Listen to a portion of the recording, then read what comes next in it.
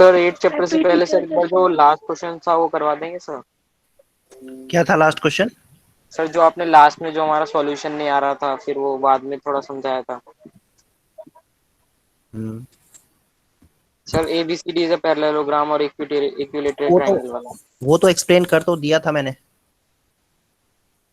Explain किया तो था, वो एक्सप्लेन किया तो था लास्ट सर क्लास में मैंने explain। वीडियो देखी थी सर, समझ नहीं आ रहा था। ओ तो उसमें अब उसमें समझने जैसा कुछ था ही नहीं, उसमें तो मैंने एक्सप्लेन कर दिया था। फिगर बस प्रॉब्लम आ रही थी, फिगर कुछ इस तरीके का बनाना था उसमें। ठीक है, इस तरीके का फिगर बनाना था। Good evening sir. सर आपने पढ़ाना शुरू कर दिया या अभी कुछ नहीं पढ़ाया? अभी अभी अभी नहीं किया। Happy teachers day sir. Happy teachers day sir. Happy teachers day sir. Thank sir happy teachers day. You thank you. ये देखो, इस तरीके का फिगर बनाना था इसमें। ये इक्विलैटरल ट्रायंगल था ये, ए बी सी डी। ठीक, तो ये फिगर कुछ इस तरीके का बनेगा। फिर ये ट्रायंगल एक इस तरीके का ट्रायंगल बनेगा, और यहाँ पर जो इक्विलैटरल ट्रायंगल बनाना था वो भी कुछ इस तरीके का था। सॉरी, फिगर में इशू है, फिगर नहीं बन पा रहा था सही से। तो ये कुछ इस तरीके का फिगर बनाना था, थोड़ा सा ये स्लैंट होना चाहिए था। तो फिर ये जो ट्रायंगल बनेगा वो कुछ इस तरीके का बनेगा। फिर ये दोनों ट्रायंगल्स कॉन्ग्रुएंट ट्रायंगल्स थे, यही तो हम लोगों ने लास्ट क्लास में किया था। अब ध्यान नहीं आ रहा है मुझे, क्वेश्चन क्या था, क्वेश्चन क्या दिया था, एक मिनट रुक जाओ।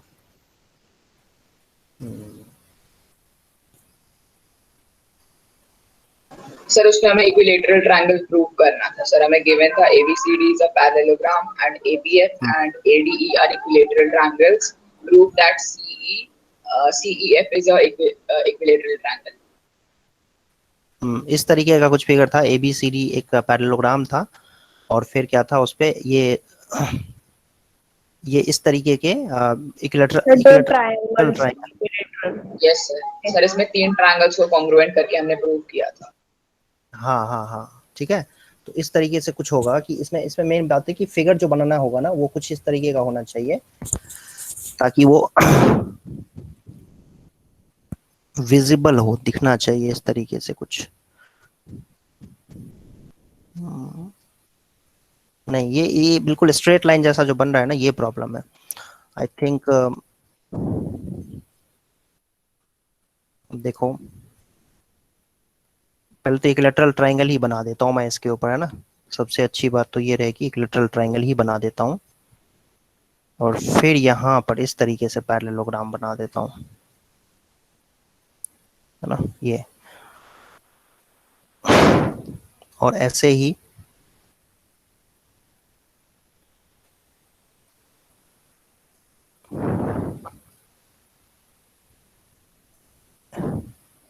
ये जो एक लाइन, ये लाइन में नहीं आनी चाहिए, इस तरीके से ये लाइन में नहीं आनी चाहिए, ये प्रॉब्लम है। ठीक है, पहले चलो इसी क्वेश्चन को देख लेते हैं, इसको हटाता हूँ मैं, एक मिनट रुक जाओ।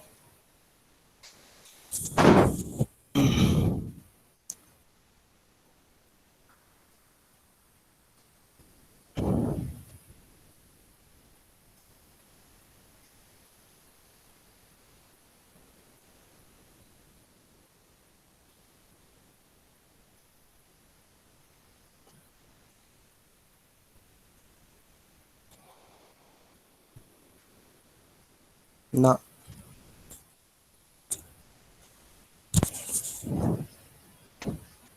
ये कुछ आएगा इस तरीके से।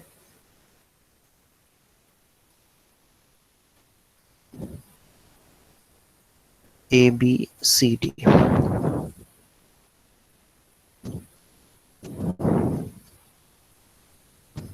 सॉरी, ये रहा।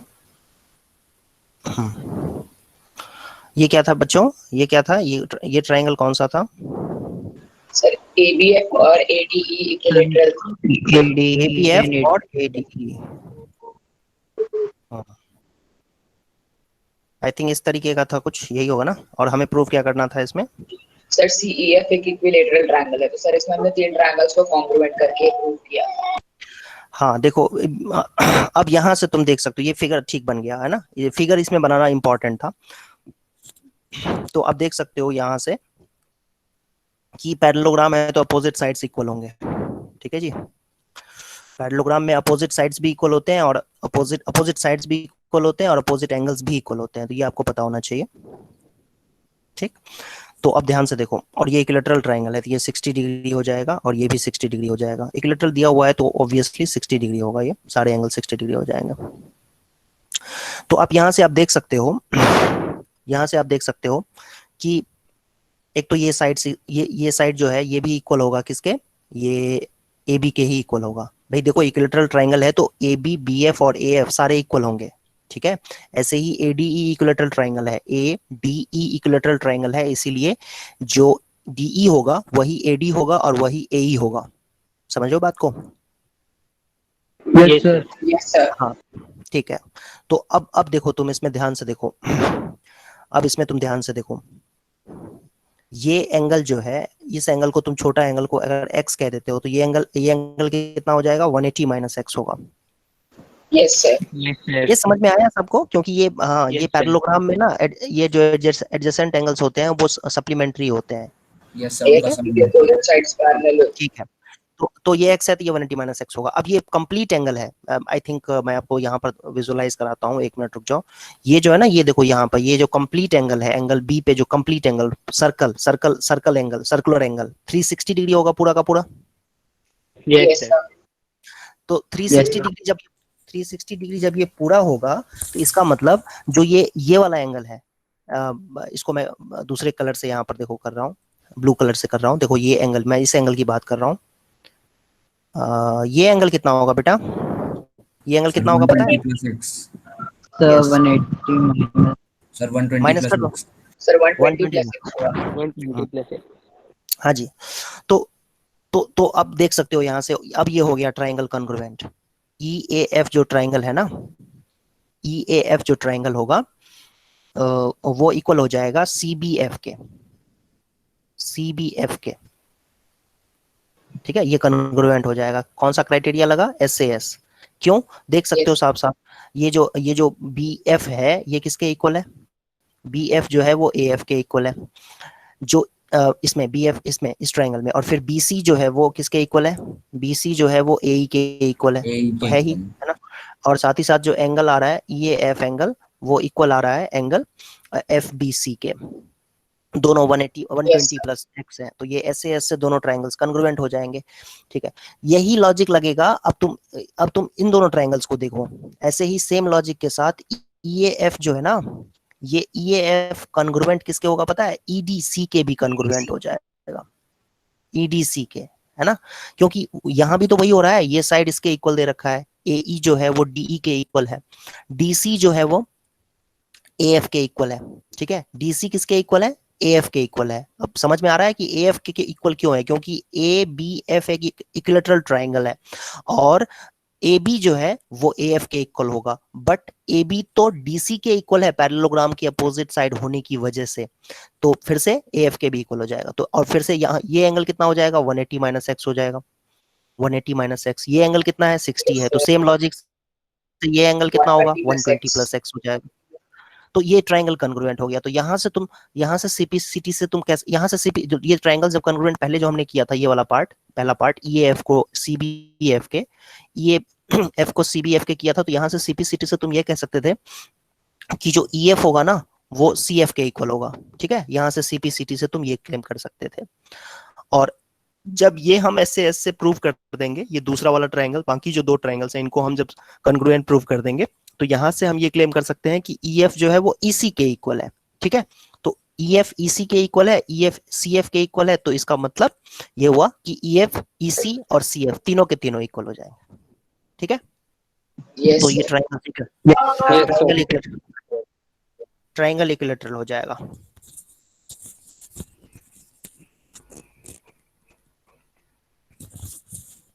समझ में आया?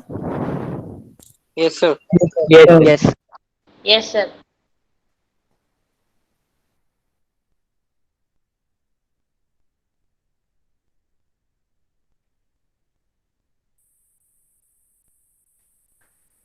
तो अब हम नया चैप्टर स्टार्ट करते हैं बच्चों, क्वाड्रिलेटरल चैप्टर, चैप्टर नंबर 8। अब मेरी बात सुनो, अगर आपने ट्राइंगल को अच्छे तरीके से समझ लिया है, ट्राइंगल में कॉन्ग्रुएंसी को अच्छे तरीके से प्रैक्टिस कर लिया है आपने, तो आपको इस चैप्टर में दिक्कत नहीं आएगी। इस चैप्टर में आपको फिर आसानी से समझ में सब कुछ आएगा, क्योंकि ये कॉन्ग्रुएंसी ही है। ये चैप्टर जो है मेनली कॉन्ग्रुएंसी ही है इसमें। अब खाली होगा ये कि ट्राइंगल की बजाय क्वाड्रिलेटरल बना के देंगे, लेकिन क्वाड्रिलेटरल में भी देखना आपकी बार बार ट्राइंगल्स ड्रॉ कर देते हैं, है ना। क्वाड्रिलेटरल में ही एक लाइन ड्रॉ कर देंगे डायगोनल, तो ट्राइंगल्स नहीं बन जाता है। तो बाकी बात जो है फिर से वो ट्राइंगल वाली बात हो जाती है। सो मेरा ऐसा मानना है कि जिसको ट्राइंगल समझ में आ गया अच्छे तरीके से, वो क्वाड्रिलेटरल में बिल्कुल भी डिफिकल्टी फेस नहीं करेगा, क्योंकि इस चैप्टर में 60, 70, 80% क्वेश्चंस जो है वो कॉन्ग्रुएंसी वाले ही होंगे। आपको जो सॉल्व करना होगा बच्चों, वो कॉन्ग्रुएंसी ही करना होगा। तो सबसे पहले तो क्वाड्रिलेटरल का डेफिनेशन देख लेते हैं, ध्यान से देखो सभी बच्चे, है ना। ये लाइन सेगमेंट है, ये क्या है, लाइन सेगमेंट है, कॉलिनियर पॉइंट्स हैं, ये 4 पॉइंट्स हैं। ऐसे ये ट्राइंगल है, ये क्वाड्रिलेटरल है, ये भी क्वाड्रिलेटरल है। इस क्वाड्रिलेटरल को कहते हैं कॉन्वेक्स क्वाड्रिलेटरल, ठीक है, और इसको कहते हैं कॉनकेव क्वाड्रिलेटरल। कॉनकेव क्वाड्रिलेटरल में क्या होता है कि one of the angles is greater than 180, ठीक है। और कॉन्वेक्स में क्या होता है, हाँ हाँ, एक एंगल रिफ्लेक्स होता है। और इसमें कॉन्वेक्स में क्या होता है, ऑल एंगल्स लेस देन 180, है ना। सारे एंगल जो होते हैं 180 से कम होते हैं। सर कनकेव में वन और मोर डायगोनल्स आउटसाइड द फिगर भी होता है ना। हाँ बिल्कुल, बाहर डायगोनल बाहर बन जाएगा, ठीक है। इस तरीके से, जैसे ये देखो, ये दोनों पॉइंट्स को, ये देखो मैंने ये बनाया, ये क्वाड्रिलेटरल ही है ना। ये 4 साइड्स है ना इसमें, ये चारों साइड्स हैं, देख सकते हो आप यहाँ पर, 1 2 3 और ये चौथा साइड, 4 साइड्स ही हैं बच्चों इसमें। और चारों एंगल्स का सम भी 360 ही होता है। इस एंगल का, इस एंगल का, है ना, इस एंगल का और इस एंगल का सम जब आप निकालोगे तो 360 ही होगा, ठीक है। बट एक एंगल जो है वो 180 से ज्यादा है, रिफ्लेक्स एंगल है, इसीलिए इसको कॉनकेव क्वाड्रिलेटरल कहा जाता है। और इसमें जो एक डायगोनल बनाओगे ना, वो डायगोनल देखो ये हो जाएगा। एक डायगोनल क्या होता है, एक पॉइंट से दूसरे पॉइंट को ज्वाइन करना। एक वर्टेक्स से दूसरे वर्टेक्स को जब ज्वाइन करते हैं, मतलब अपोजिट वर्टेक्स को जब ज्वाइन करते हैं, तो उसको हम क्या कहते हैं, डायगोनल। तो इसमें एक डायगोनल इस तरीके का कुछ बन जाएगा, एक डायगोनल तो ये होगा, ठीक है, और एक डायगोनल ये इस तरीके का कुछ बन जाएगा। तो खैर ये इतना रेलिवेंट नहीं है, ये ना बहुत ज्यादा इंपॉर्टेंट नहीं है, बस खाली नाम के लिए आपको पता होना चाहिए कि कॉनकेव नाम की भी कोई चीज होती है, कॉनकेव क्वाड्रिलेटरल जैसी भी कोई चीज होती है। तो बस उतना ही है इसका रोल, इसमें बहुत ज्यादा इसमें आपको डिटेल में जाने की जरूरत नहीं है। तो क्वाड्रिलेटरल का मतलब क्या होता है बच्चों, कि ये क्लोज फिगर है, 4 sided close figure whose sum of angles is 360 degree, तो उसको हम क्या कहते हैं, क्वाड्रिलेटरल कहते हैं। क्वाड्रिलेटरल में 4 साइड्स होते हैं, क्वाड्रिलेटरल में 4 साइड्स होते हैं, देख पा रहे हो कि आप, 2 डायगोनल्स होते हैं, और चारों एंगल्स का सम कितना होता है, 360 डिग्री होता है, ठीक है। तो इस चैप्टर में हम लोग क्या सीखेंगे, different types of quadrilateral, different types, कितने तरीके के होते हैं। जैसे ट्राइंगल में भी ना कई तरीके के ट्राइंगल्स होते हैं, acute angle, obtuse angle. Angle के बेसिस पे बात करें तो एक्यूट, ऑब्ट्यूस, राइट एंगल। ऐसे ही साइड के बेसिस पे बात करें तो एस्केलिन ट्राइंगल, आइसोसेलेस ट्राइंगल, निगलेटरल ट्राइंगल। ऐसे ही क्वाड्रिलेटरल भी डिफरेंट टाइप्स के होते हैं, जैसा आप लोग जानते हो ऑलरेडी, ऐसा कुछ नया नहीं है आपके लिए, सब कुछ जानते हो। सबसे पहले आता है ट्रैपीजियम, ट्रेपीजियम आता है, या इसको ट्रेपेजॉइड भी कहते हैं, ठीक है, ट्रेपीजियम या ट्रेपेजॉइड। इंग्लिश जो है, इंग्लिश में सॉरी ब्रिटिश लोग इसको, या इसको अमेरिकन से ऐसे लिखते हैं, ट्रेपेजॉइड लिखते हैं, ठीक है। ट्रेपीजियम को ट्रेपेजॉइड कहते हैं ये बेसिकली, तो कोई स्पेशल नहीं है, बस दोनों का मतलब सेम ही होता है, ट्रेपीजियम ट्रेपेजॉइड होता है। फिर क्या होता है, एक पैरेललोग्राम होगा, फिर ऐसे स्पेशल टाइप के जो क्वाड्रिलेटरल्स होते हैं। फिर होता है इसमें रेक्टेंगल, ठीक है। फिर होता है इसमें रोम्बस, सर स्क्वायर और रोम्बस, स्क्वायर होगा, फिर काइट होगा, ठीक है। ये इतने टाइप के हमें करने हैं, 1 2 3 4 5 6 टाइप के क्वाड्रिलेटरल्स हैं, जिनके बारे में हमें सीखना है, समझना है। तो अब समझते हैं डिफरेंट टाइप के क्वाड्रिलेटरल्स। पहले थोड़ा बहुत और देख लेते हैं इंट्रोडक्शन, उसके बाद।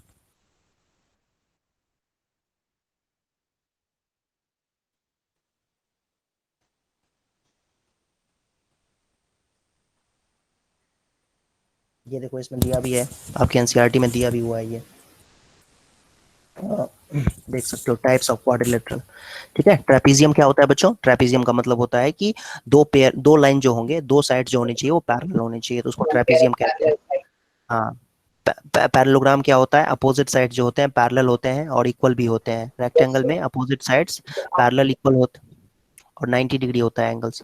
ये रोम्बस हो गया, रोम्बस ऐसा दिखता है ना, सारे साइड्स इसके बराबर होते हैं, रोम्बस के सारे साइड। ये काइट है, काइट में क्या, काइट में क्या होता है बच्चों, एडजेसेंट साइड्स इक्वल होते हैं, ठीक है। देखो ये इसके इक्वल होगा और ये साइड इसके इक्वल होगा, AD और DC इक्वल होगा और साथ ही साथ AB और BC इक्वल होगा। तो ये क्वाड्रिलेटरल का टाइप और है। सर राइट में one pair of opposite angles भी इक्वल होते हैं। और sum of all angles of quadrilateral 360 degree होता है, ये भी आपको पता होना चाहिए, ठीक है। ओके, अब कुछ ऑब्जर्वेशंस हैं वो देखते हैं। ये रहा ऑब्जर्वेशन। ऑब्जर्वेशन देखो तो क्या है ऑब्जर्वेशन बेटा,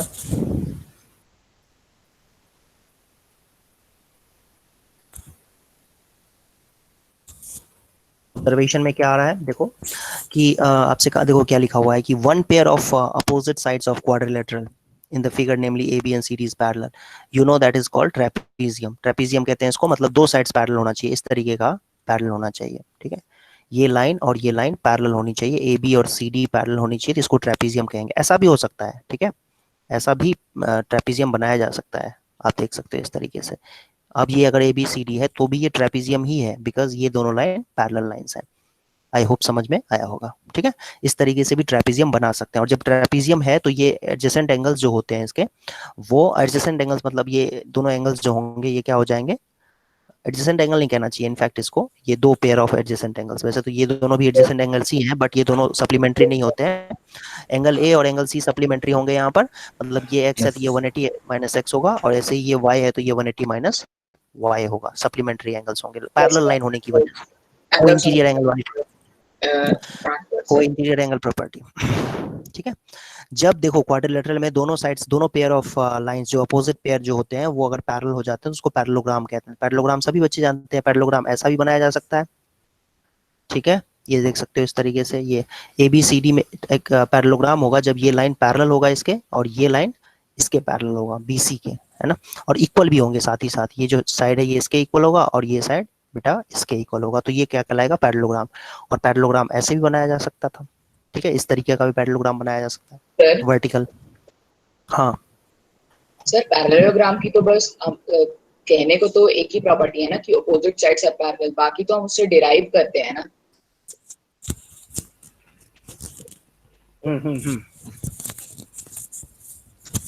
हाँ सही बात।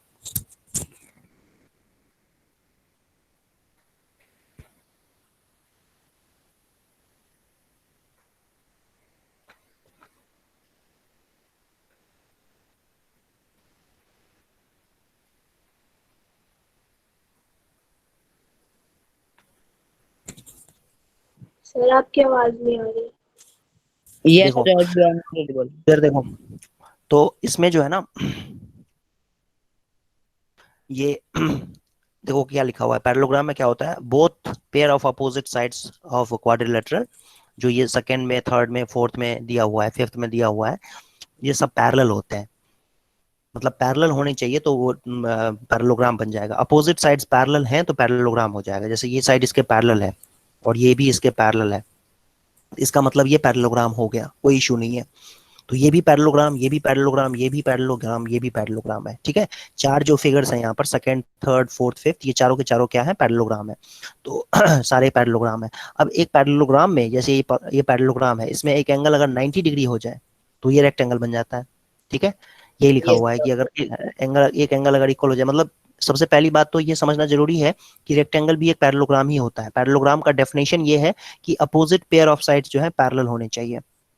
दैट मीन्स ये लाइन इसके पैरेलल होना चाहिए और ये लाइन इसके पैरेलल होना चाहिए। ऐसा किसी क्वाड्रिलेटरल में अगर हो रहा है, पैरेलल हो रहे हैं अपोजिट साइड्स, अपोजिट साइड्स, ठीक है। अपोजिट साइड का मतलब ये साइड अपोजिट साइड्स है, ठीक है। और ऐसे ही ये वाली जो साइड्स है और ये वाली जो साइड्स है ये भी अपोजिट साइड्स है, देख सकते हो आप।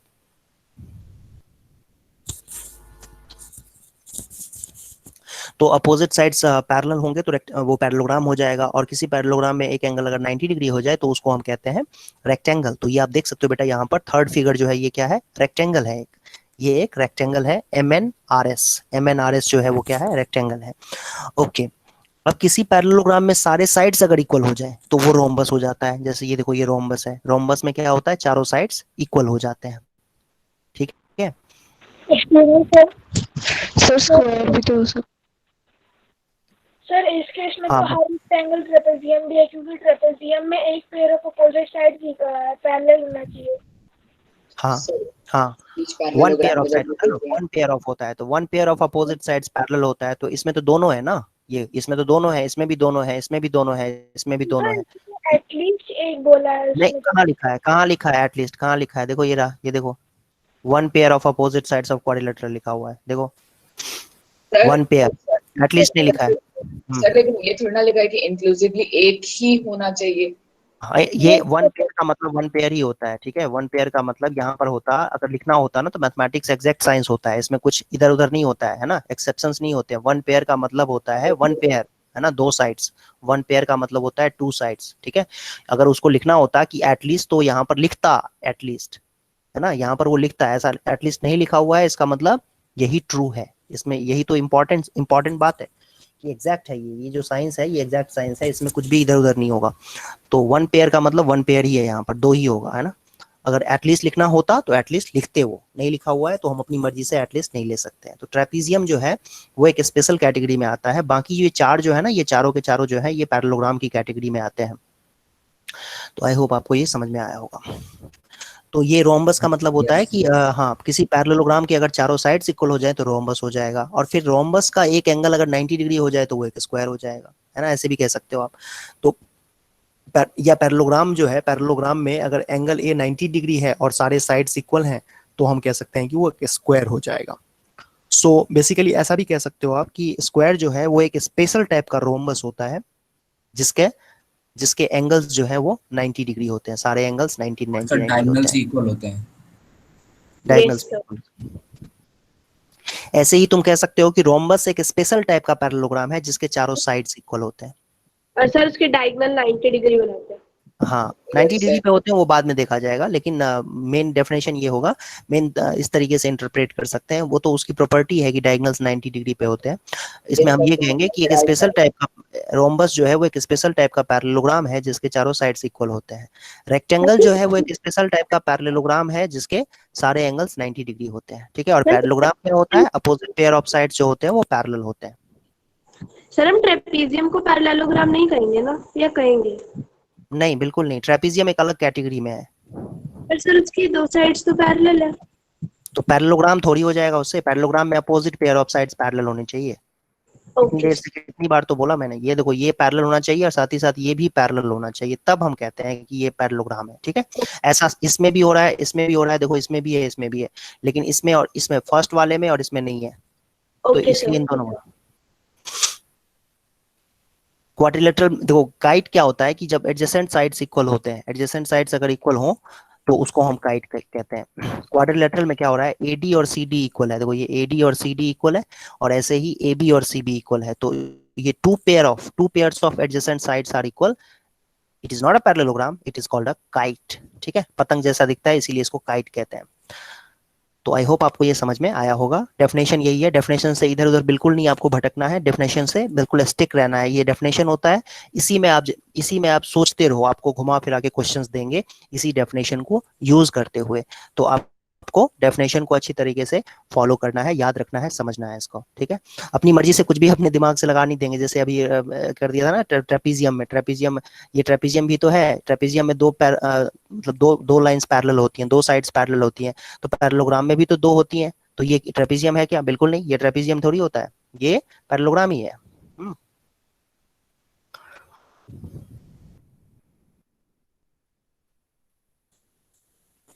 देखो इसके बाद देखो, note that a square, rectangle and rhombus are all parallelograms, है ना, ये लिखा हुआ है। स्क्वायर जो है is a rectangle and also a rhombus. Square जो होता है वो रेक्टेंगल भी हो सकता है और रोम्बस भी हो सकता है। कैसे रेक्टेंगल होगा भाई? तो रेक्टेंगल का तो डेफिनेशन ही होता है, रेक्टेंगल का तो डेफिनेशन ही होता है कि ये पैरेललोग्राम स्पेशल टाइप का पैरेललोग्राम होता है जिसके की अपोजिट साइड्स होते हैं, पैरेलल होते हैं। तो स्क्वायर जो है रेक्टेंगल भी कह सकते हैं उसको, रोम्बस भी कह सकते हैं। Parallelogram is a trapezium, a parallelogram is a trapezium, ये क्या लिखा है इन्होंने? यस सर, क्योंकि सर उस ट्रेपीजियम में one pair of side parallel होनी चाहिए, वो तो पैरेलल होती ही है। ट्रेपीजियम का जो एक पेयर ऑफ साइड पैरेलल होता है वो पैरेललोग्राम में भी तो होता है। बट सर ट्रेपीजियम एक पैरेललोग्राम नहीं है, लेकिन पैरेललोग्राम एक ट्रेपीजियम है। अरे इन्होंने तो ये तो उल्टा पुल्टा कर दिया इन्होंने, ये देखो यहाँ पर तो इसका मतलब तो जो बच्चे ने कहा था अभी बिल्कुल सही कहा था, फिर इसका मतलब अभी तो देखो ये पैरेललोग्राम ट्रेपीजियम, कोई तो कह रहा है एक पेयर ऑफ साइड इक्वल। हाँ सर मुझे तो ये इसमें गड़बड़ लग रहा है। सेकंड वाले की प्रॉपर्टीज अगर फर्स्ट वाला फॉलो करता है तो उसको ट्रू माना जाता है। ये जो लिखा हुआ है ना कि पैरेललोग्राम इज अ ट्रेपीजियम, तो यहाँ पर तो ये जो डेफिनेशन है कि वन पेयर लिखा है ना यहाँ पर, तो ये डेफिनेशन तो कंट्राडिक्शन है एक तरीके से। ये जो सेंटेंस लिखा है इन्होंने, ये सेंटेंस और ये जो ऊपर लिखा हुआ है one pair of opposite sides parallel, और यहाँ लिखा हुआ है कि a parallelogram is a trapezium, ये दोनों कंट्राडिक्ट कर रहे हैं एक दूसरे को। ठीक है, कंट्राडिक्ट कर रहे हैं एक दूसरे को। पैरेललोग्राम तो ट्रेपीजियम हो सकता है ना, क्योंकि उसमें तो एक पेयर ऑफ साइड्स पैरेलल चाहिए, लेकिन एक ट्रेपीजियम पैरेललोग्राम था क्योंकि Yes, उसमें sir. साइड्स पैरेलल Yes, चाहिए। sir. वो स्टेटमेंट ट्रेपीजियम की प्रॉपर्टीज तो पैरेललोग्राम फॉलो कर रहा है, लेकिन पैरेललोग्राम की प्रॉपर्टीज ट्रेपीजियम थोड़ी ना फॉलो कर रहा यस हाँ सर। ये बात सही है। Yes, sir.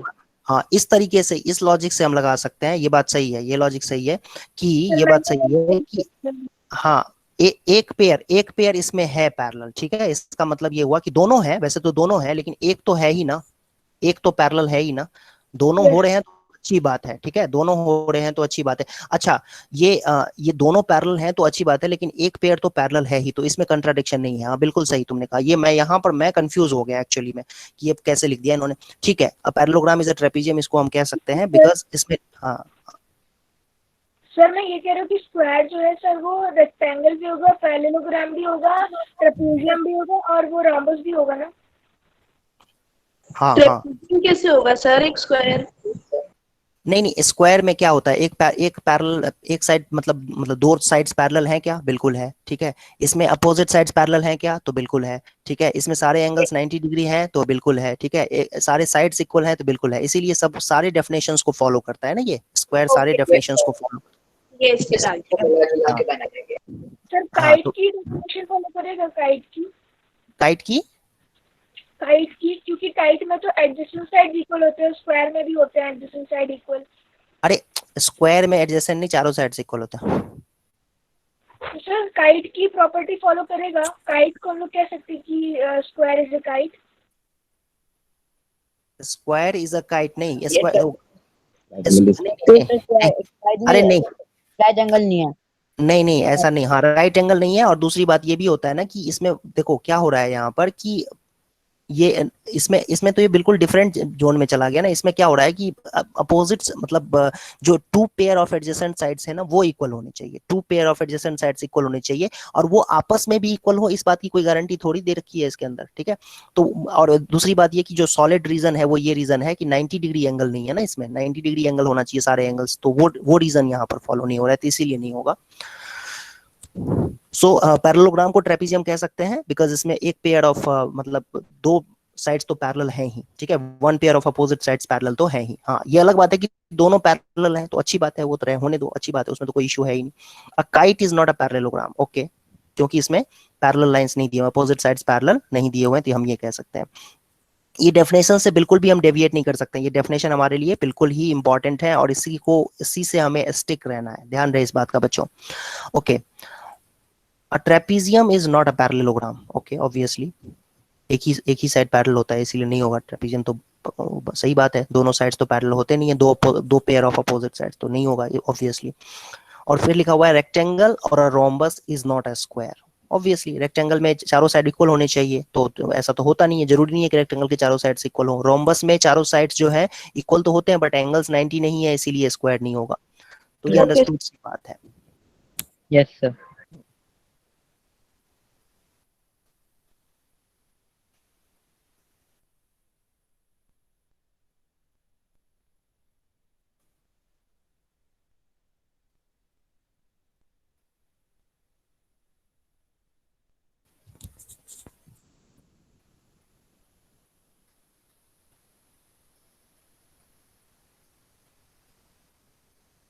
देखो एक ऑब्जर्वेशन दिया हुआ है कि ये दो फिगर्स हैं, एक रेक्टेंगल है एक दूसरा पैरेललोग्राम है, और दोनों की जो साइड की लेंथ है ना बेटा, ये दोनों के साइड की लेंथ इक्वल दे रखी है। आप ऑब्जर्व करो तो सभी बच्चे 3 और 4 हैं दोनों, तो पैरेललोग्राम में भी वही है। और क्या लिखा है यहाँ पे कि here the area of parallelogram is DP into A B. Obviously area जो पैरेललोग्राम का होगा वो क्या होगा, DP into A B, base into height होता है। पता है पैरेललोग्राम का area? Yes, sir. Yes, Yes, yes sir. Yes, sir. Sir triangle का एरिया इंटू 2 हो जाएगा क्योंकि ट्रायंगल का एरिया तो हाफ करके निकाला जाता है पैरेललोग्राम को। बिल्कुल बिल्कुल बिल्कुल सही बात। और सर देखा जाए तो एक तरीके से रेक्टेंगल और स्क्वायर में भी वही तरीका तो फॉलो हो रहा है हमारे पास, रेक्टेंगल और स्क्वायर में भी, क्योंकि हाँ। रेक्टेंगल में उनकी हाइट जो है वो एक साइड ही हो जाती है। देखो यहाँ देखो, फिर ये रेक्टेंगल का एरिया निकालोगे तो ये कैसे निकलेगा, A B into A D, है ना, ये length A B into A D, length into breadth, length into breadth, और साथ ही साथ पैरेललोग्राम का एरिया जो होगा वो डीपी इंटू ए बी होगा, base into height. A B base है और डीपी हाइट है उसका। देखो हाइट किस तरीके से बन रहा है, देख पा रहे हो आप यहाँ पर। यस सर देखिए। हाँ, तो अब इसमें तुम नेचुरली तुम यहाँ पर कंपैरिजन कर सकते हो। कंपैरिजन क्या कर सकते हो भाई, ए बी तो इसमें भी 3 है, इसमें भी 3 है, पैरेललोग्राम में भी 3 सेंटीमीटर है, और ए बी जो है रेक्टेंगल में भी 3 सेंटीमीटर है। अब बताओ कि ये जो डीपी है, डीपी तो 4 से कम ही होगा, राइट एंगल ट्रायंगल बन रहा है, देख सकते हो यहाँ पे, डीपी तो हाइपोटेनस से कम ही होगा ना। हाँ, डीपी जो है वो तो कम है ऑब्वियसली एडी से, क्योंकि वो हाइपोटेनस है, एडी तो इस केस में हाइपोटेनस है, लेकिन 4 सेंटीमीटर भी दे रखा है, तो डीपी जो है वो 4 से कम ही होगा। तो ऑब्वियसली जो ये रेक्टेंगल का जो एरिया होगा वो क्या होगा, ज्यादा होगा, नहीं रेक्टेंगल का एरिया ज्यादा होगा। पता होगा। Yes, sir. समझ में आया, ए बी इंटू ये ग्रेटर होना चाहिए डीपी इंटू ए बी से। रीजन इसका क्या है, रीजन इसका क्या है, ए बी यहाँ भी है, ए बी यहाँ भी है, और ये वैल्यू इससे ज्यादा है, ठीक है। तो naturally A B into A D जो है वो डीपी इंटू ए बी से ज्यादा होगा। ओके हाँ, तो generally sweet shopkeepers cut barfi in the shape of a parallelogram to accommodate more pieces in the same tray. ये सोचा था कभी तुम लोगों ने? यस सर, एक बार ये छोटी मतलब एक्सपेरिमेंट दिखाया था मैम ने, और एक वो वाला भी तो सर, प्लॉट लेते टाइम आप स्क्वायर में लोगे या रेक्टेंगल में, इस तरीके से भी था एक एक्सपेरिमेंट। हाँ वेरी गुड वेरी गुड। तो तुमने स्कूल में किया, स्कूल में किया हुआ है।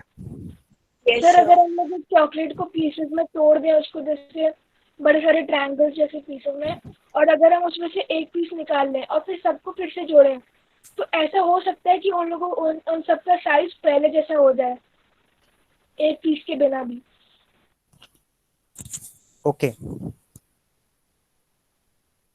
देखो ये क्या लिखा हुआ है कि हाँ, जो बर्फी जो होते हैं वो पैरेललोग्राम के शेप में कट किया जाता है। क्यों? क्योंकि ज्यादा पीसेस आएंगे, क्योंकि पैरेललोग्राम का जो एरिया होता है ना वो रेक्टेंगल के एरिया से कम होता है,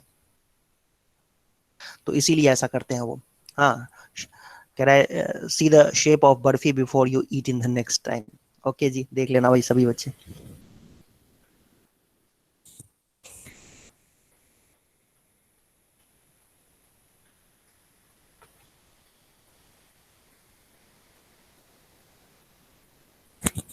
अब आते हैं हम लोग मेन पार्ट पे, जिसके लिए ये चैप्टर है। मतलब हाँ, जो इस चैप्टर का सबसे इम्पोर्टेंट पार्ट है वो ये है प्रॉपर्टीज। और प्रॉपर्टीज सीखेंगे, उसके बाद हम फिगर्स हमें दिया होगा, हमें कुछ उसमें प्रूव करना होगा। तो मेन चीज क्या है, प्रॉपर्टीज को समझे बिना हम प्रूव नहीं कर सकते हैं, तो प्रॉपर्टीज को पहले ऑब्जर्व करें। कह रहे तो ये पैरेललोग्राम दिया हुआ है, ठीक है, पैरेललोग्राम दिया हुआ है, कह रहा है एक्टिविटी करके देखो। तुम पैरेललोग्राम में एक अपनी मर्जी से किसी भी लेंथ का बना लो, और उसके बाद ना इस पेपर को मोड़ दो, इस तरीके से फोल्ड कर दो। फोल्ड करोगे ना तो क्या होगा, जब तुम बी को, अच्छा बी जो कॉर्नर होगा जो तुम पैरेललोग्राम बनाओगे, जैसे तुम्हारे पास ना क्या कहना चाहिए, एक पेपर, वैसे देखा जाए तो जो A4 साइज का पेपर होता है वो तो एक पैरेललोग्राम ही है, देखा जाए तो। नहीं सर तो रेक्टेंगल होता है। हाँ पैरेललोग्राम है, पैरेललोग्राम ही है। हाँ पैरेललोग्राम, ठीक है। अब तुम यहाँ से देखो, इसमें बीचों बीच यहाँ से तुमने कट कर दिया, मतलब इस पॉइंट को तुम इस पॉइंट से अगर मिलाओगे तो क्या होगा, ये दो ट्रायंगल्स जो है वो कॉन्ग्रुएंट ट्रायंगल्स आ जाएंगे। नहीं, ये दो ट्रायंगल्स जो बनेंगे बच्चों वो कॉन्ग्रुएंट ट्रायंगल्स बन जाएंगे। क्या कहते हो? क्यों भाई? क्योंकि ये साइड इसके इक्वल है, ये साइड इसके इक्वल है, और ये कॉमन साइड है। सर स्क्वायर में हो जाता है। Excuse me sir, sir parallelogram में इस लॉजिक से तो हम नहीं करेंगे ना सर, हमें तो बस इतना पता है कि दोनों पैरेलल है सर, ये तो हमने बाद में ही निकाल दिया ना। क्या बाद में निकाला सर? आपने जैसे ABCD एक पैरेललोग्राम है, उसमें आपने directly AB is equals to CD और BC is equals to AD ले लिया सर, लेकिन वो तो CPCT से बाद में आएगा ना। ओके ओके ओके, हाँ ठीक है, वो बात सही बात है, सही बात है। हाँ मैं ऐसे बता रहा था, इस तरीके से प्रूव करना पड़ेगा उस चीज को कि अपोजिट साइड्स इक्वल होते हैं, वो प्रूव करना पड़ेगा। ठीक है, ये बात बिल्कुल सही है कि पैरेललोग्राम का जो डेफिनेशन होता है बेटा, ये क्या होता है। देखो पैरेललोग्राम अगर आपको कहा गया कि एबीसीडी पैरेललोग्राम है, मेरी बात ध्यान से सुनना सभी बच्चे, ये इंपॉर्टेंट है। एबीसीडी आपको कहा गया कि पैरेललोग्राम है, ये कहाँ गया भाई, कहाँ से आ गया,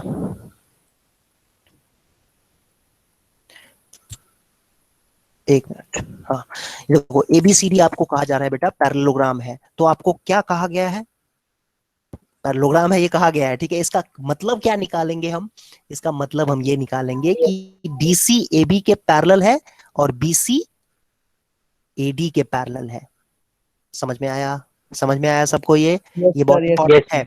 यस सर। कि आपको कहा जाए कि एबीसीडी एक पैरेललोग्राम है, तो इसका मतलब ये हुआ, एक मिनट रुक जाओ, इसका मतलब ये हुआ कि AB DC के पैरेलल होगा एंड BC AD के पैरेलल होगा।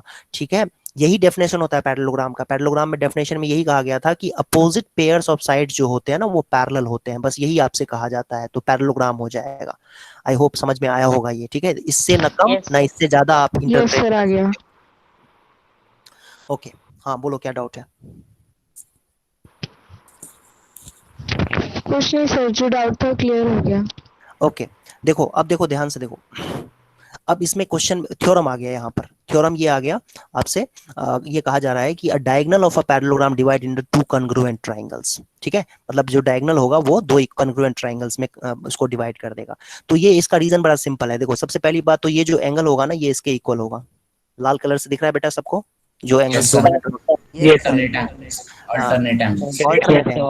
Yes, pair of alternate angles, और साथ ही साथ ऐसे ही सेम लॉजिक से ये दोनों एंगल्स भी इक्वल हो जाएंगे। मतलब AC एंगल और DC एंगल, और ये तो कॉमन साइड है, ये कॉमन साइड है, ये कॉमन साइड है। ASA।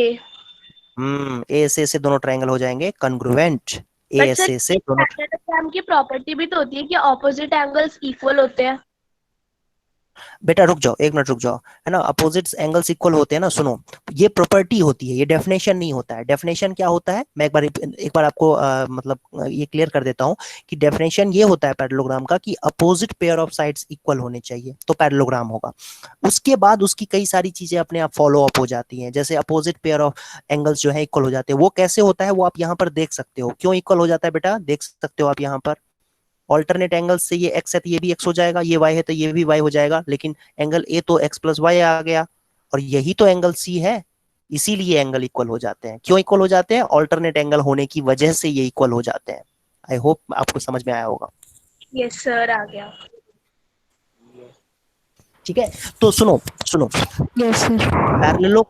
पैरेललोग्राम अगर है, पैरेललोग्राम का मतलब क्या होता है बेटा, पैरेललोग्राम का मतलब ये है कि opposite pair of sides parallel होंगे। ठीक है, ये डेफिनेशन है, ये डेफिनेशन है। प्रॉपर्टी क्या होती है उसकी, प्रॉपर्टी बहुत सारी होती है। प्रॉपर्टी तो ये होती है कि अपोजिट एंगल्स इक्वल होंगे, प्रॉपर्टी तो ये होती है कि अपोजिट साइड्स भी इक्वल हो जाएंगे बाय CPCT। आप देख सकते हो, ये देखो लिखा हुआ है ना यहाँ पर, कॉन्ग्रुएंट प्रूव कर देंगे एक बार हम, एक बार कॉन्ग्रुएंट अगर प्रूव कर देंगे बच्चों, तो देख सकते हो आप यहाँ से कि अपोजिट साइड्स भी इक्वल हो जाएंगे। समझ में आया, यस बाय CPCT ये दोनों इक्वल हो जाएंगे। और भी प्रॉपर्टीज होती हैं इसमें कि डायगोनल्स जो है वो एक दूसरे को बाइसेक्ट करते हैं पैरेललोग्राम में। ये भी आपको क्वेश्चन के फॉर्म में दिया होगा कहीं पर एक्सरसाइज में ना, ये क्वेश्चन के फॉर्म में दिया होगा, आप देखना आगे, या हो सकता है थ्योरम के फॉर्म में ही तो दिया हुआ है। ये देखो ये आ गया, नेक्स्ट थ्योरम आ गया जो अभी अभी हम लोगों ने कर लिया है, तो ये मेरे ख्याल से दोबारा बताने की जरूरत नहीं है। देखो ये थ्योरम है इन पैरेललोग्राम अपोजिट साइड, तो अभी भी कर लिया ना बेटा, अभी भी कर लिया ना हमने, ये देख लिया ना। Yes, sir. Yes sir. Sir अगर हमें दिया रहता है कि अपोजिट साइड्स इक्वल है तो हम ऐसे कुछ से वो भी निकाल सकते हैं ना कि अपोजिट साइड्स पैरेलल है, फिर ये ऐसे देखो, अपोजिट एंगल्स। ये देखो, ये देखो अगला थ्योरम ये है, इसमें कहा जा रहा है कि each pair of opposite sides अगर इक्वल है किसी क्वाड्रिलेटरल के, तो प्रूव करो कि ये पैरेललोग्राम होगा। ठीक है, मतलब इसमें आपको पैरेलल नहीं दिया हुआ है बेटा, पैरेलल नहीं दिया हुआ है, इक्वल दिया हुआ है। समझ रहे हो बात को, समझ रहे हो बात को बच्चों। यस तो Yes, क्या sir. कर देंगे, यस सर। सर SSS से पहले कॉन्ग्रुएंट कर देंगे, उसके बाद फिर इन दोनों को पैरेलल प्रूव कर देंगे, हो गया पैरेललोग्राम। यस एबीसी जो है वो एबीसी जो है वो कंग्रुएंट हो जाएगा किसके, कौन से ट्राइंगल के, एबीसी कंग्रुएंट हो जाएगा बेटा CDA। सीडीए के, सीडीए के कंग्रुएंट हो जाएगा, ठीक है, एसएसएस से, क्योंकि ठीक है, तो ये दोनों ट्राइंगल्स कंग्रुएंट हो जाएंगे। हाँ सर ये वाली थ्योरम एक बार फिर से बताना। ये थ्योरम, इसमें देखो ना, ये साइड इक्वल है ना, अपोजिट साइड्स इक्वल है और ये कॉमन साइड है, तो दोनों ट्राइंगल्स कंग्रुएंट हो गए, यही किया है मैंने अभी, ठीक है। Okay sir. हाँ रुको, अब ये पैरेललोग्राम कैसे हो गया भाई, अभी पैरेलल तो हमने प्रूव नहीं किया है ना, अब हम कहेंगे यहाँ से बाय सीपीसीटी, देखो बहुत सारी चीजें इक्वल होंगी, बाय सीपीसीटी क्या इक्वल होगा किसके, ये एंगल इक्वल हो जाएगा इसके, ये एंगल मतलब angle DCA is equal to angle BAC, ठीक है, but they are alternate angles, alternate angles हैं ये, देयरफॉर ऑल्टरनेट एंगल्स कब इक्वल होते हैं, जब लाइन पैरेलल होता है, DC is parallel to BC, ठीक है, समझ में आया ये। हाँ और सुनो एक मिनट, अभी पूरा नहीं हुआ है, कंप्लीट नहीं हुआ है, ऐसे ही तुम इस एंगल को भी इस एंगल के इक्वल दिखा सकते हो, ठीक है, यहाँ पे एक लाइन और लिख देना यहाँ पर कि एंगल जो है ना DAC वो इक्वल हो जाएगा एंगल BCA के, ठीक है, तो यहाँ से फिर कह सकते हो, हाँ सर आपने लिखा DC is parallel to BC, hmm DA is parallel to BC होगा ना?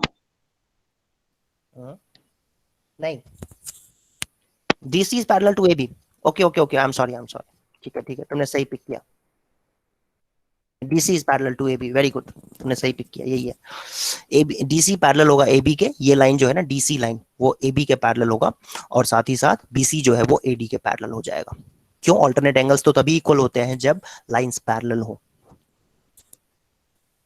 समझ में आया ये सबको। अब देखो, अब किसी बच्चे को ये अच्छे तरीके से अगर कन्विंसिंग नहीं लग रहा है ना, तो उसका रीजन क्या है पता है, कि लाइंस एंड एंगल चैप्टर में तुमने सही तरीके से ऑल्टरनेट एंगल वाला जो टॉपिक था ना वो सही से नहीं किया है तुमने, क्योंकि वो अगर तुमने किया होता तो वहां पर लिखा हुआ होता था कि अगर ये लाइन है, इसको कोई ट्रांसवर्सल कट कर रहा है, तो ये कहलाते हैं, सॉरी ये कहलाते हैं ऑल्टरनेट इंटीरियर एंगल्स, और ये लाइंस अगर पैरेलल हैं तो ऑल्टरनेट एंगल्स इक्वल होंगे, और कभी कभी ऐसा भी होता है कि दो लाइंस है और एक ट्रांसवर्सल है और ये एंगल्स इक्वल दिया हुआ है तो लाइंस पैरेलल होते हैं, याद करो लाइंस एंड एंगल चैप्टर में था ये कॉन्सेप्ट। Yes sir. हाँ, पैरेलल एंगल्स, लाइंस अगर पैरेलल है तो ऑल्टरनेट एंगल्स इक्वल होंगे, अगर ऑल्टरनेट एंगल्स इक्वल दिए हुए हैं तो लाइंस पैरेलल होते हैं, तो यही रूल था, है ना। अब वो लाइंस एंड एंगल में था, इन्होंने कुछ भी स्किप नहीं किया है, लाइंस एंड एंगल से ही इन्होंने उठा करके यहाँ से कॉन्सेप्ट जो है डेवलप होता जा रहा है, मतलब टॉपिक्स जो है नई चीजें जो है वो निकल के आ रही हैं, कह सकते हो पैरेललोग्राम की जो प्रॉपर्टीज हैं वो डायरेक्टली कनेक्टेड है लाइंस एंड एंगल चैप्टर से। सो ये हो गया बेटा, प्रूव हो गया इस तरीके से, पैरेललोग्राम हो गया, और अपोजिट साइड्स अगर पैरेलल है ना, opposite sides are parallel, therefore it is a opposite sides are parallel, therefore ABCD is a parallelogram, yes।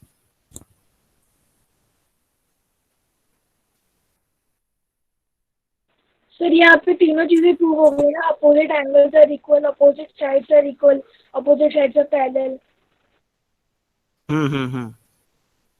देखो अब ये थ्योरम है, ये हम लोगों ने ऑलरेडी कर लिया है, देखो यही थ्योरम लिखा हुआ है, ये हमने ऑलरेडी कर लिया है, in parallelogram opposite angles are equal होता है, ये तो हमने ऑलरेडी कर लिया था, देख लिया था, है ना, पहले ही थ्योरम में देखा। Yes sir. हाँ, और ऐसे ही फिर देखो दोबारा एक थ्योरम आ रहा है, यहाँ पर एक और थ्योरम आ रहा है, तो ये आपको कहा जा रहा है आपसे कि अपोजिट एंगल्स अगर इक्वल हैं, है ना, मतलब देखो एक ध्यान से सुनो, अगर आपसे कोई पैरेललोग्राम का डेफिनेशन पूछे ना, तो आप ये कहना अपोजिट पेयर ऑफ साइड्स जो होते हैं वो पैरेलल होनी चाहिए, if in a quadrilateral opposite sides are parallel then it is a parallelogram, okay. लेकिन उसके बाद ये सारी प्रॉपर्टीज हैं, इनफैक्ट थ्योरम्स हैं, कि आप कोई आपको पैरेललोग्राम दे दिया जाए तो आप ना आंख बंद करके, अगर कोई एक क्वाड्रिलेटरल दे दिया गया है आपको जिसमें अपोजिट एंगल्स इक्वल दे दिया गया है, समझ रहे हो बात को, ये अपोजिट है इसके, है ना, डी है बी के अपोजिट और ए सी के अपोजिट है, तो अगर आपको किसी क्वाड्रिलेटरल में अपोजिट एंगल्स इक्वल दे दिया जाए तो आप इसको डायरेक्टली क्लेम कर सकते हो ये पैरेललोग्राम है, समझ में आई बात ये? यस सर, आ गई। क्यों? Yes, क्योंकि sir. ये थ्योरम, क्यों? क्योंकि ये थ्योरम है, ठीक है। हाँ, अब ये थ्योरम आया कैसे, उसका प्रूफ हम देख लेते हैं, ठीक है। उसका प्रूफ हम देख लेते हैं, बहुत ही आसान है इसका प्रूफ। कि हमें एक क्वाड्रिलेटरल दिया गया है, इस क्वाड्रिलेटरल में ABCD क्वाड्रिलेटरल में हमें अपोजिट एंगल्स इक्वल दिए हुए हैं। That means angle D angle B के इक्वल है और एंगल C एंगल A के इक्वल दिया हुआ है। तो एक लाइन ड्रॉ कर दो, यहां से एक लाइन ड्रॉ कर दो, ठीक है जी। देख पा रहे हो यहां से? Yes sir. Yes sir. Yes. हाँ, अब एक मिनट, माइक बंद करो। किसका माइक ऑन है? माइक बंद करो बेटा, ठीक है। अच्छा, अब यहां से देख सकते हो कि क्वाड्रिलेटरल में each pair of opposite angles equal है, देन इज अ पैरेललोग्राम। अब पैरेललोग्राम कैसे होगा ये? अब हम इसको पैरेललोग्राम कैसे करेंगे बताओ? प्रूफ कैसे करेंगे इसको, ये पैरेललोग्राम है? सर मैं बताऊं? बताओ। सर मैं बताऊं? सर जैसे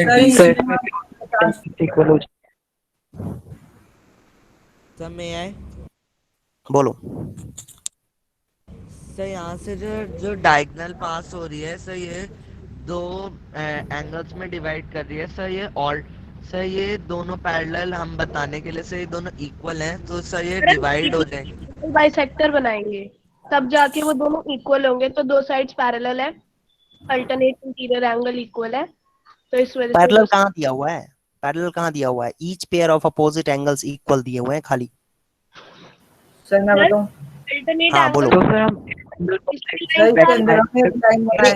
मेरी बात सुनो, मेरी बात सुनो, मेरी बात सुनो। ऑल्टरनेट एंगल की बात तो तब आएगी ना जब लाइंस पैरेलल हो। लाइंस पैरेलल होगा तब ना ऑल्टरनेट एंगल्स की बात करेंगे। यहाँ लाइन पैरेलल दिया ही नहीं है, यहाँ पर खाली opposite pair of angles equal दिया हुआ है। हाँ बोलो, अब क्या कह रहे हो?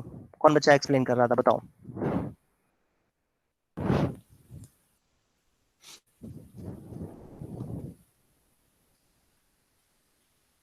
बोलो बेटा, कौन एक्सप्लेन कर रहा था?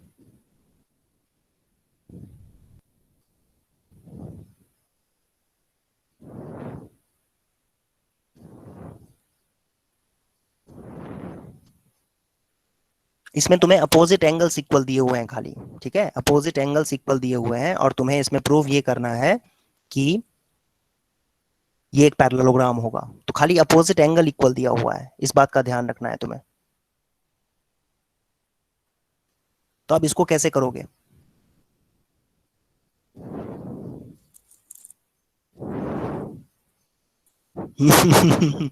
बोलो कैसे करेंगे? सर दो एंगल को भी बाइसेक्ट करता है क्या ये बाइसेक्टर?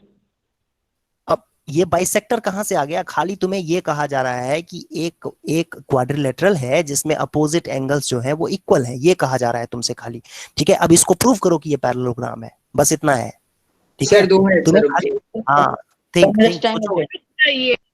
कॉन्ग्रुएंट करके कॉन्ग्रुएंट करके करेंगे, ऑब्वियसली कॉन्ग्रुएंट करके ही करेंगे। तो कैसे करेंगे वो बताओ? इसमें ना तो तुम्हें AB और CD पैरेलल दिया हुआ है, क्योंकि ABCD पैरेलल दे देगा तो हो ही गया प्रूफ। तो प्रूफ करने के लिए कुछ बचा ही नहीं, और ना ही तुम्हें AB और CD इक्वल दिया हुआ है। सर मैं एक चीज पूछ रहा हूँ सर, जो हम DB अगर इसका बाइसेक्टर बनाते हैं तो सर वो एंगल D और एंगल B 2 इक्वल पार्ट्स में डिवाइड होते हैं, इसलिए पूछ रहा हूँ। D को B से ज्वाइन करेंगे तो? Yes sir. नहीं होते सर। एक बात बताओ कि ये सुनो, मान लो कि जैसे ये मान लो कि इस तरीके से क्या कहना चाहिए सर, अगर हम दो बाइसेक्टर O पे मीट करवा के OD और OB और OA और OC को इक्वल करें, उससे हो सकता है कोई सॉल्व? दो बाइसेक्टर? सर जैसे इनके दो बाइसेक्टर मीट कराए O पे, और ओके बाइसेक्टर नहीं, क्या बाइसेक्टर क्या बोल रहे हो? किस चीज का बाइसेक्टर? एंगल का बाइसेक्टर? Yes sir. एंगल का बाइसेक्टर तुम ड्रॉ करोगे, मान लो ये एंगल है, ये मान लेते हैं ऐसे एंगल बाइसेक्टर है, इसका एंगल बाइसेक्टर ऐसा होगा, तो कैसे मीट कराएंगे बताओ? डायगोनल, मैंने बाइसेक्टर बोला। बिल्कुल डायगोनल बोलो वही, ठीक है। डायगोनल अगर तुम कहते हो तो डायगोनल बोल दो। ओके, ये लो डायगोनल ड्रॉ कर, रुको डायगोनल ड्रॉ कर दिया, ये लो ये डायगोनल ड्रॉ कर दिया हमने, है ना, ये डायगोनल ड्रॉ कर दिया। हाँ 2 पॉइंट है, ठीक है। और सर O हाँ? इनका पॉइंट है तो OA और OC भी इक्वल हो जाएंगे। क्यों OAOC इक्वल होगा? OAOC क्यों इक्वल होगा? सर ये तो सर हमने कहाँ पढ़ा किया ही है? नहीं है सर। हाँ तो OAOC कहाँ से इक्वल हो जाएगा बताओ? सर हम इस OAOC थ्योरम कहाँ से? Sir, because O is the midpoint sir of मैं the बताऊं? हाँ बोलो। O is the Sir. midpoint of the line. Sir इसमें देखिए सर, हम एक काम कर सकते हैं सर। हमारे पास ABCD है, हमने DB हाँ। डायगोनल लिया हुआ है। हाँ। DB डायगोनल का आप AC को मत ड्रॉ करिए, आप उसका DB डायगोनल का मिड पॉइंट मान लीजिए O। हाँ मिड पॉइंट O ले लिया, ठीक है ले लिया। अब चलो O से नीचे AB पर और ऊपर DC पर दोनों जगह पे आप परपेंडिकुलर्स ड्रॉ कर दीजिए। उत्तरी ये लो परपेंडिकुलर ड्रॉ कर दिया, लो। हाँ सर ठीक इसके है। बाद फिर सर यहाँ इन दोनों में हाइपोटेन्यूज कॉमन हो गया और राइट एंगल कॉमन हो गया सर। हाँ हाँ हाँ सर इसके बाद नहीं हो पा रहा सर। वर्टिकल ये अपोजिट एंगल। परपेंडिकुलर्स भी हो जाएंगे। नहीं तो ये तो एंगल इक्वल हो जाएगा, वर्टिकली अपोजिट एंगल से इक्वल हो जाएगा ये, है ना? यस सर AS से फ्री हो यस जाएगा। सर। हाँ ऐसे ऐसे कर सकते हैं, लेकिन तुम एक बार Yes, बताओ sir, यहाँ और पे भी, फिर- यहाँ अरे सुनो सुनो सुनो, यहाँ पर भी इशू है। अरे यहाँ पर भी इशू है। अरे सुनो तो यहाँ पर भी इशू है, ध्यान से सुनो, यहाँ पर भी इशू है। ये तीनों जो है ना एक साथ एक चीज नहीं कर सकते हो कि तुमने क्या किया कि O पॉइंट से जैसे परपेंडिकुलर तुम ड्रॉ करोगे ना, ये मिड पॉइंट तुमने लिया है, मान लो ये देखो मिड पॉइंट लिया तुमने, ये मिड पॉइंट लिया, तो यहाँ से तुम परपेंडिकुलर ड्रॉ करोगे ना, तो हो सकता है कि इधर परपेंडिकुलर ना हो। तुम तो ये मान के बैठे हो ना कि ये पैरेलल है तो इसलिए ये 90 है तो ये भी 90 हो जाएगा। यस ये जरूरी थोड़ी 90 हो जाए, हाँ ऐसे नहीं होगा ये। और OA और OC दो इक्वल लाइंस बना दी जो वर्टिसिस से ज्वाइन कर रही हैं, तब हो सकता है? नहीं तब भी नहीं हो सकता है। देखो NCERT में इसका क्या खतरनाक प्रूफ दिया हुआ है। चाहिए होगा। देखो तुम्हें समझ में अभी आ जाएगा कि ये इतना आसान नहीं है जितना तुम इसको हल्के में ले रहे हो, ठीक है? ये इतना आसान नहीं है, ठीक है? देखो क्या इन्होंने प्रूफ दिया हुआ है, देखो ये थोड़ा कॉम्प्लिकेटेड है। देखो क्या कह रहा है, ये प्रॉपर्टी होती है और कैसे इन्होंने किया हुआ है। देखो कह रहा है कि दोनों डायगोनल बना तो दो तुम उसका, ठीक है? और उसके बाद मेजर करो। भाई मेजर करो, प्रूफ करने के लिए हमें मेजर करना पड़ रहा है। यहाँ पर देख रहे हो, इसका प्रूफ है ये NCERT का प्रूफ दिया हुआ है थ्योरम का। कह रहा है तुम उसको मेजर करो तो OA OC के इक्वल होगा, OB OD के इक्वल होगा, ठीक है? मेजर करना पड़ेगा, मतलब ये प्रैक्टिकली करना पड़ेगा तुम्हें इस चीज का, और कोई यहाँ पर इन्होंने लॉजिक नहीं दिया है, ठीक है? ये तुम्हें कह रहा है कि अगर तुम्हें ये एंगल्स अपोजिट एंगल्स इक्वल दिए हुए हैं तो तुम इसको प्रूफ कैसे करोगे। उसके लिए तुम्हें बताया जा रहा है कि तुम इसके डायगोनल्स ड्रॉ कर दो और फिर ना तुम ये मेजर करो कि ये जो है बाइसेक्ट कर रहे हैं, ये बाइसेक्ट कर रहे हैं, ठीक है? तो सर हम तो फिर फालतू एग्जाम में ऐसा करेंगे क्या? बेकार में नहीं, फालतू में। देखो किसी बच्चे ने बोला फालतू में कर रहे थे, किसी बच्चे ने अभी बोला फालतू में कर रहे थे। एक्चुअली लर्निंग यही है। तुमने अभी जितना सीखा है ना, मेरे ख्याल से अभी 30 मिनट या जितनी भी क्लास हो चुकी है उतने में तुमने उतना नहीं सीखा जितना तुमने अभी सीखा है, क्योंकि कहीं ना कहीं तुमने अपने दिमाग का इस्तेमाल किया है अभी। बाकी सारी चीजें तो जो चीज तुमने किया ना इससे आधे घंटे पहले, वो सब तुम जानते थे, तुम सब कुछ जानते थे, वही चीज तुमने यहाँ वॉमिट किया है बस, है ना? और मैं भी जो चीज तुम्हें एक्सप्लेन कर रहा हूँ वो तो मैं जो जानता हूँ वही मैं वॉमिट कर रहा हूँ, वही मैं लिख रहा हूँ, वही चीज मैं तुम लोगों को एक्सप्लेन कर रहा हूँ। आधे घंटे में, अभी 10 मिनट में क्या हुआ है, 10 मिनट में तुमने अपने दिमाग के सारे मतलब वायर्स जो है खोल दिए होंगे। अच्छा ऐसा हो सकता है क्या, वैसा हो सकता है क्या? लर्निंग यही है बेटा, लर्निंग यही है। सर ये तो अजीब सा प्रूफ है, स्केल से नाप के देख लो। हाँ एग्जैक्टली ना। ये जो है, ये थ्योरम जो है, ये थ्योरम थोड़ा सा अलग सा था। इसमें हमें क्या कहा गया था कि भाई अगर खाली एंगल्स इक्वल है तो खाली एंगल्स इक्वल होते हैं तो वो पैरेललोग्राम ही होता है बेसिकली, ठीक है? इसमें हमें कहा गया कि ये एंगल्स इक्वल है, अपोजिट एंगल्स इक्वल है तो पैरेललोग्राम ही होता है। तो इस चीज को हम ऐसे अपने दिमाग में इंटरप्रेट कर सकते हैं कि क्योंकि पैरेललोग्राम में, ठीक है, पैरेललोग्राम में अपोजिट एंगल्स इक्वल होते हैं। हमने जैसे प्रूफ अभी थोड़ी देर पहले हमने क्या थ्योरम पे प्रूफ किया था कि अपोजिट एंगल्स इक्वल होते हैं, वो करस्पॉन्डिंग अल्टरनेट एंगल्स वाला रीजन बताया था ना मैंने आपको कि अगर ये पैरेललोग्राम है, ये पैरेललोग्राम अगर दिया हुआ है बेटा, तो हमने क्या प्रूफ कर दिया था कि ये एंगल x होगा तो ये भी x हो जाएगा और ये y होगा तो ये भी y हो जाएगा, तो अपोजिट एंगल्स इक्वल हो जाते हैं, ठीक है? तो ये अपोजिट एंगल्स इक्वल है तो पैरेललोग्राम है, ठीक है? आप देख सकते हो यहाँ से कि हमने यहाँ पर इस केस में क्या प्रूव किया था कि ये पैरेललोग्राम है, तो that means opposite angles are equal. Opposite angles are equal. Parallelogram है तो अपोजिट एंगल्स इक्वल होंगे। इसमें हम उल्टा एरो लगा देते हैं। उल्टा एरो का मतलब होता है कि अपोजिट एंगल्स अगर इक्वल हुआ तो पैरेललोग्राम भी हो जाएगा। ठीक है, इस तरीके से समझ सकते हैं हम। Okay sir.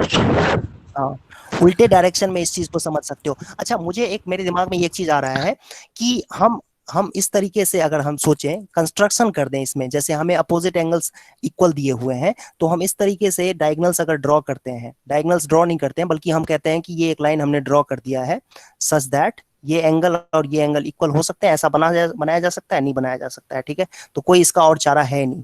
ठीक है, बस यही है कि इसको रिवर्स डायरेक्शन में सोचना पड़ेगा कि पैरेललोग्राम था तो अपोजिट एंगल्स इक्वल थे।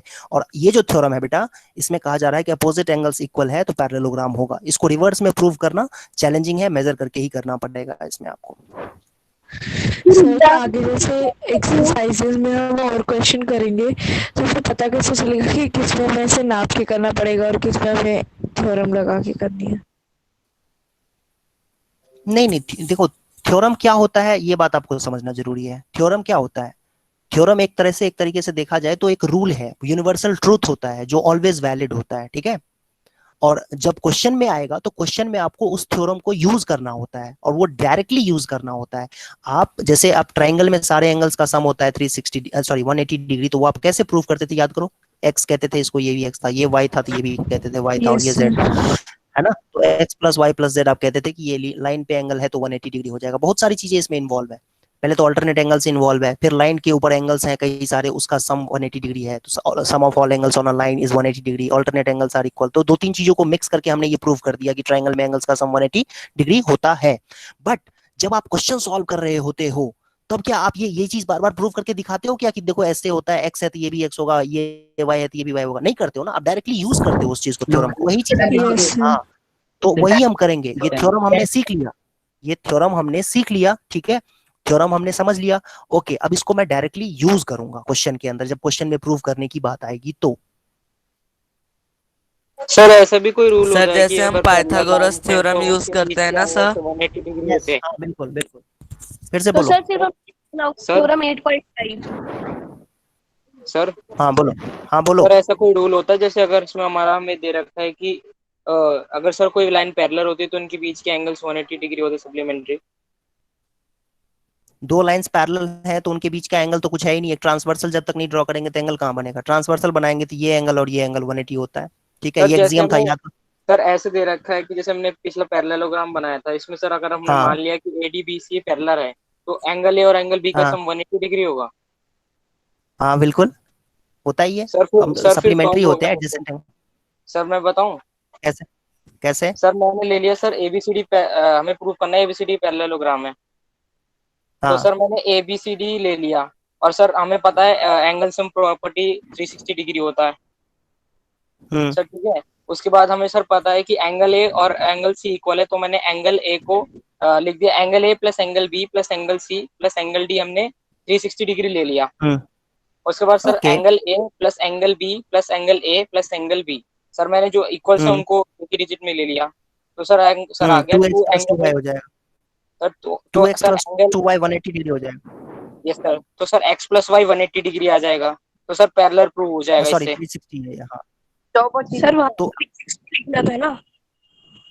हाँ, तो 360 इससे है, पैरेलल 360 है। प्रूव x हो प्लस y जाएगा कितना हो जाएगा? तो 180 x डिग्री। प्लस y कितना आ जाएगा? 180 डिग्री आ 180 जाएगा। डिग्री। ठीक है, x प्लस y 180 डिग्री आ जाएगा। वेरी गुड, वेरी गुड, बहुत अच्छा सोचा तुमने। यहाँ पर ये भी लॉजिक दे सकते हैं, बिल्कुल सही बात है। Very good. और सर सिमिलरली DCAB के भी हो जाएगा। हाँ, ये भी पैरेलल हो जाएगा। वेरी गुड, वेरी गुड, तुमने सही सोचा। यहाँ पर अपोजिट एंगल्स इक्वल दिया हुआ है तो हम क्या कह सकते हैं कि x प्लस y जो है 360 के इक्वल हो जाएगा। तो x प्लस वाई किसके इक्वल आ जाएगा? 180 डिग्री के। फिर तुम्हें वो एक्सियम यूज करना पड़ेगा जो एक्सियम था। एक्सियम क्या था याद करो? लाइंस एंड एंगल में एक्सियम क्या था? लाइंस एंड एंगल में एक्सियम था कि अगर कोई इंटीरियर एंगल्स का सम 180 डिग्री आ रहा है तो लाइंस क्या हो जाएंगे बच्चों? पैरेलल हो जाएंगे। ठीक है, हाँ, yes, very good, very good. एक मिनट रुक जाओ, मैं उसी को कॉपी कर रहा हूँ यहाँ पर। तो सर इसका मतलब एक और तरीका है थ्योरम को प्रूव करने का? हाँ, लेकिन ये थोड़ा सा इसमें यही है ना कि एक्सियम यूज कर रहे हो ना, जो वो देखना पड़ेगा तुम्हें इसमें। वो मैं बता रहा हूँ, 1 मिनट रुक जाओ, देखते हैं अब, है ना। सर इसमें तो पहले की थ्योरम्स ना जितनी अभी हमने सीखी। हम्म। ये डायरेक्टली दिया नहीं है ना, प्रॉब्लम ये है कि ये डायरेक्टली दिया नहीं हुआ। ये जो रूल हम यूज कर रहे हैं ना यहाँ पर, प्रॉब्लम थोड़ी सी ये है कि इसमें ये जो हमने यूज कर लिया ना कि x + y 180 है, तो वो 180 डिग्री, सॉरी क्या कहते हैं उसको, पैरेलल होगा।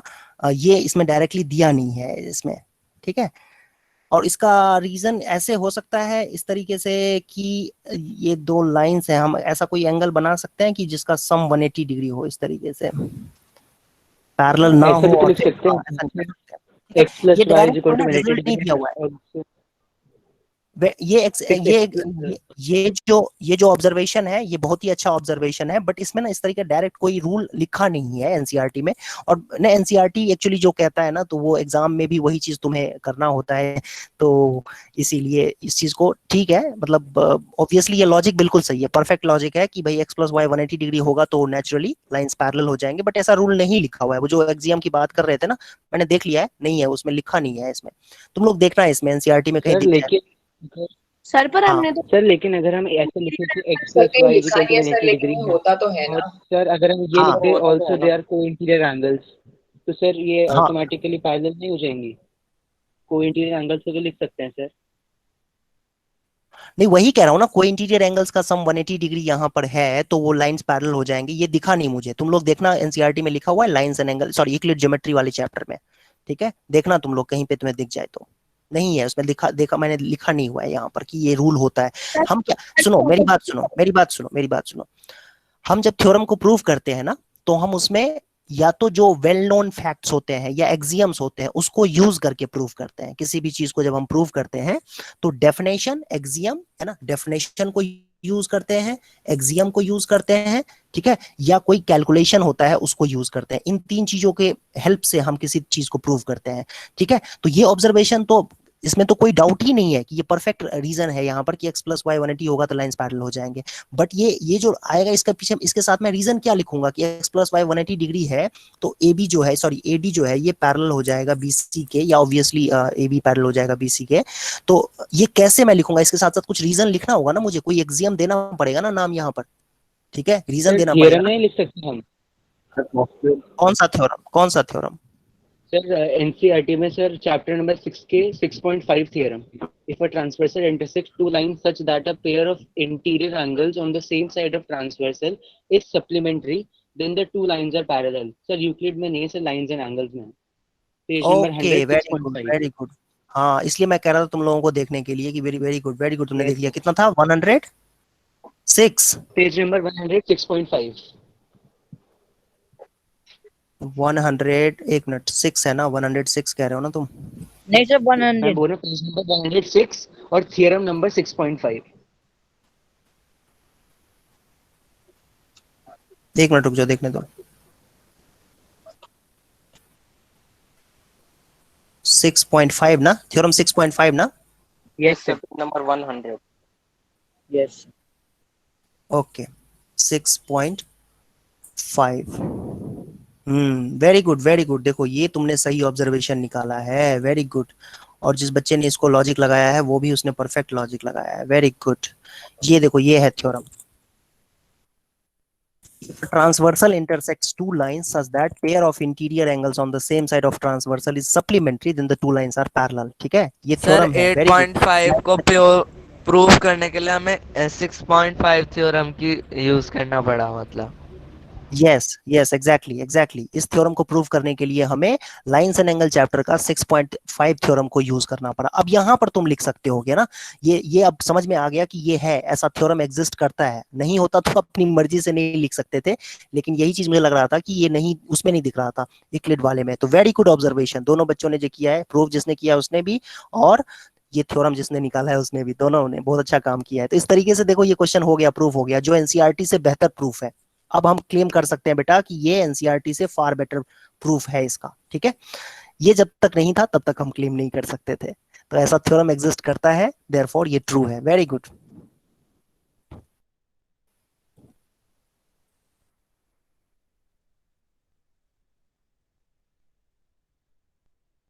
नेक्स्ट देखो, नेक्स्ट इसमें थ्योरम है, ये कौन सा थ्योरम किया था हमने? 8.5, 8.6, हाँ 8.6 थ्योरम देखते हैं। ये आसान है, इसको आप इजीली ऑब्जर्व कर सकते हो। Diagonals of a parallelogram bisect each other, ये थ्योरम के फॉर्म में ही दिया हुआ है कहीं कहीं। पैरेललोग्राम में डायगोनल्स एक दूसरे को बाइसेक्ट करते हैं। यस, मतलब ये पैरेललोग्राम है, कॉन्ग्रुएंसी से प्रूव हो जाएगा। ये सबसे पहले करके। हाँ तो सुनो, एक आप ये यहाँ पे थोड़ा सा ना खतरनाक सा मामला है। सुनो, ये पैरेललोग्राम दिया हुआ है, तो पैरेललोग्राम में हम अभी तक ना कई सारे थ्योरम्स कर चुके हैं ऑलरेडी, तो उन सारे थ्योरम्स को यूज कर सकते हैं हम। वैसे देखा जाए तो अभी हमने प्रूव कर दिया था ना कि पैरेललोग्राम में अपोजिट साइड जो होते हैं पैरेलल होते हैं, सॉरी इक्वल होते हैं, तो वो तो हमने प्रूव कर दिया था, तो हम उसको यूज भी कर सकते हैं देखा जाए तो। ठीक है, ये एंगल तो इसके इक्वल होगा नेचुरली, और हम जानते हैं कि इन अ पैरेललोग्राम, देखो अभी थ्योरम को यूज करेंगे, in a parallelogram AD is equal to opposite sides are equal, opposite sides are equal. ये पैरेललोग्राम का डेफिनेशन नहीं होता है, ये हमने एक थ्योरम कहीं ना कहीं प्रूव कर रखा है। ये कौन सा नंबर ऑफ थ्योरम था, नंबर कौन सा था इस थ्योरम का, वो एक बार मैं याद करता हूँ, आप लोगों को बताता हूँ कौन सा थ्योरम था बेटा, याद है किसी को? सर याद है किसी को? सर फर्स्ट CPCB से निकाला था। 8.2 8.2 8.2, yes, very good, very good, very good, sir 8.2 है ना, ये वेरी गुड। हाँ तो देखो, ये तुम्हें लिखना पड़ेगा कि ये थ्योरम होता है, ठीक है, कि अगर अब पैरेललोग्राम में अपोजिट साइड जो है वो इक्वल होते हैं, तो इसीलिए AD जो है ना बच्चों, वो CB के इक्वल हो जाएगा, और ये एंगल जो है ये इसके इक्वल, सॉरी ये एंगल जो है ये इसके इक्वल हो जाएगा। देख सकते हो आप, आई थिंक देख पा रहे हो, विजुअलाइज कर पा रहे हो सभी बच्चे, है ना? Yes sir, yes, alternate angles equal हो जाएंगे। ये इस पॉइंट का नाम O दे देते हैं, तो ये ODA जो है बेटा, ये ODA इक्वल हो जाएगा एंगल OBC के, ऑल्टरनेट एंगल्स। ठीक, ऐसे ही वर्टिकली, सॉरी OAD एंगल जो है बेटा, ये हो जाएगा OCB के, ऑल्टरनेट एंगल्स। यस यस, और कौन सा साइड इक्वल है? AD तो ऑलरेडी इक्वल है ही BC के, therefore by ASA triangle ADO is congruent to triangle ADO, बोलो किसके होगा? CBO, CBO OBC। हाँ वैसे भी उल्टा करके भी लिख सकते हो, जैसे तो अगर आप ADO की जगह पे DOA लिख दोगे तो DOA लिखोगे तो BOC लिखना पड़ेगा, है ना, मतलब उल्टा पुल्टा करके तो लिख ही सकते हो, लेकिन करस्पॉन्डेंस के साथ लिखना है बच्चों। तो ये आपका जो ADO ट्रायंगल है वो CBO के कॉन्ग्रुएंट आ जाएगा, और कॉन्ग्रुएंट जब आ गया बच्चों, तो आप यहां से CPCT से कह सकते हो DO is equal to OB and AO is equal to OC। Yes, sir अगर हमें CP, हाँ बोलो बोलो सर, अगर हमें बुक क्या में कह रहे हो? पहला ही थ्योरम ये वाला गिवन होता तो हम इसको ये वाले मेथड से नहीं करते ना?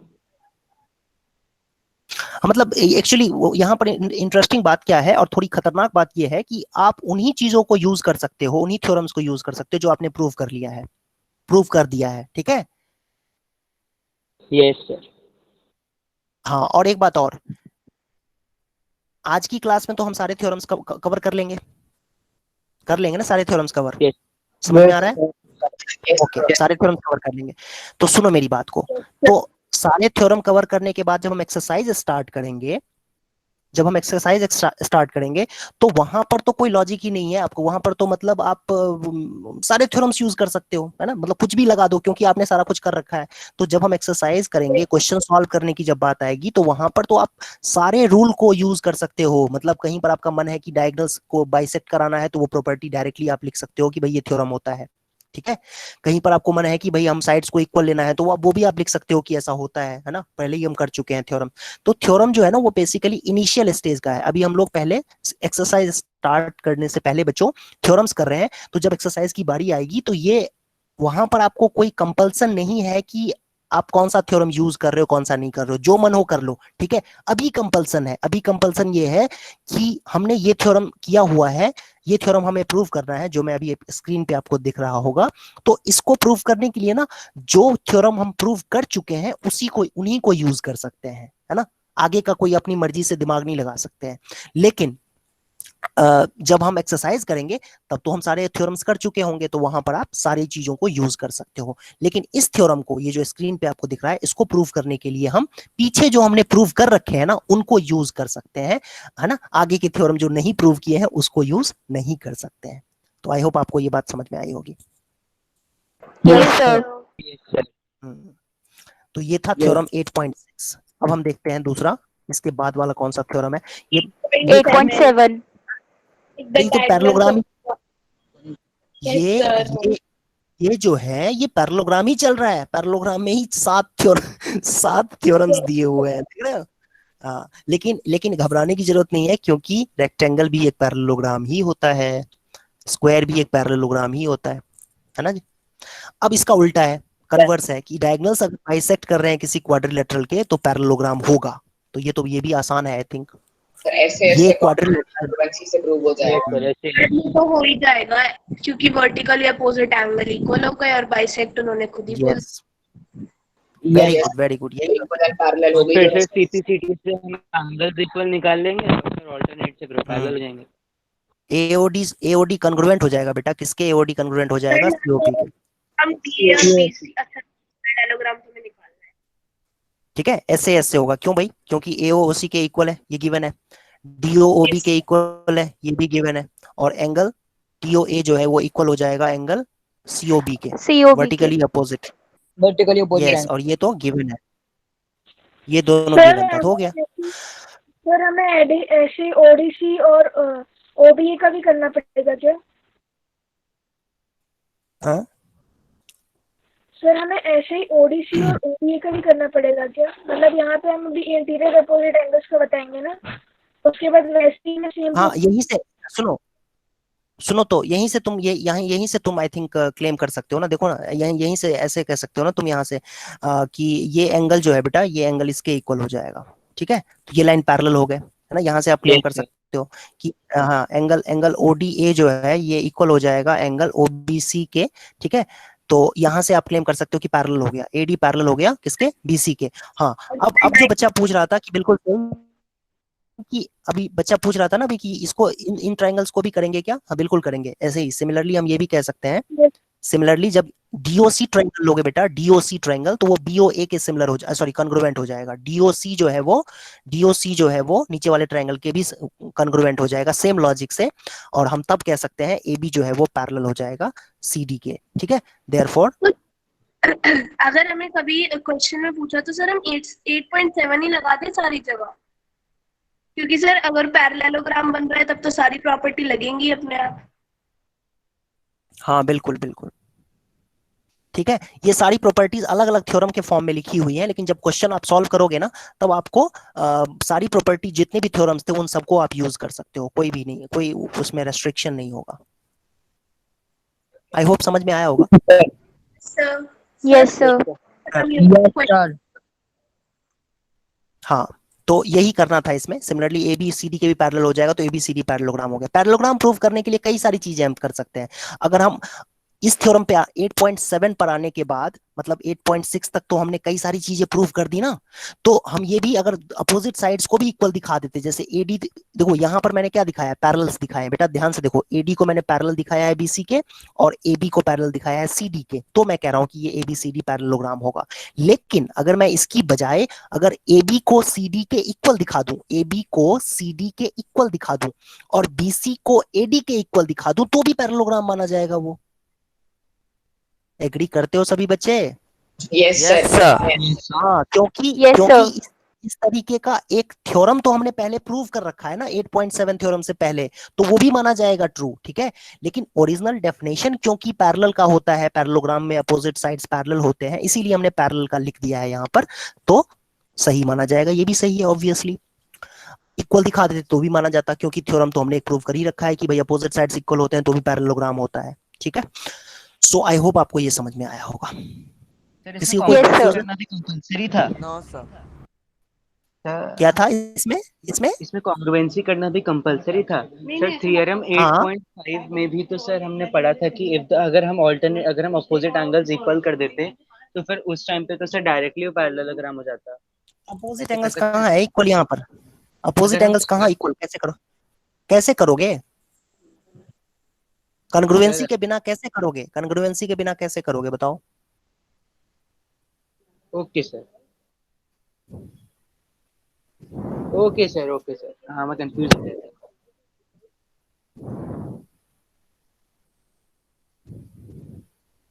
ओके बेटा ठीक है, देखो ध्यान से देखो। सर अब हम एग्जांपल्स करेंगे या सीधा एक्सरसाइज करेंगे? एग्जाम्पल करेंगे, एग्जाम्पल। पहले के एग्जाम्पल देखते हैं देखो, और एग्जाम्पल का सॉल्यूशन मत देख लेना एनसीईआरटी में, सॉल्व करो खुद से सॉल्व करो, 2 मिनट का टाइम है। और लिखो सभी बच्चे, कॉपी पेन यूज करके सॉल्व करो क्वेश्चन को, ठीक है? 2 मिनट का ब्रेक है, मतलब आप लोगों के लिए सॉल्व करो, मेरे लिए ब्रेक है 2 मिनट का, 2 नहीं 1 मिनट।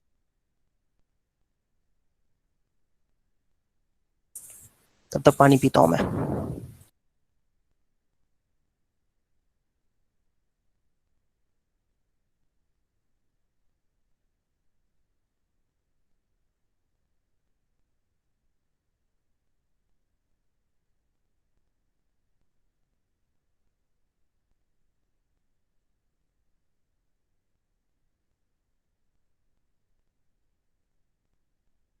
सर हो गया proof. Sir done. Done sir.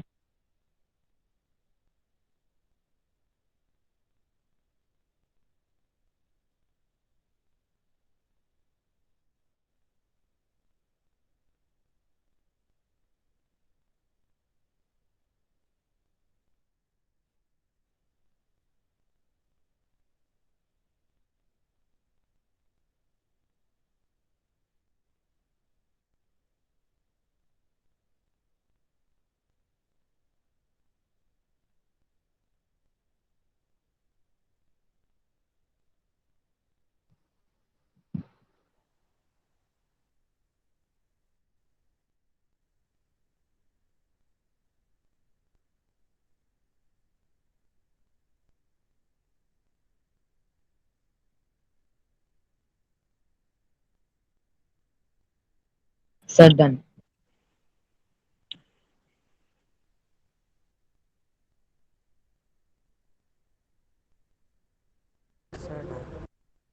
Sir done.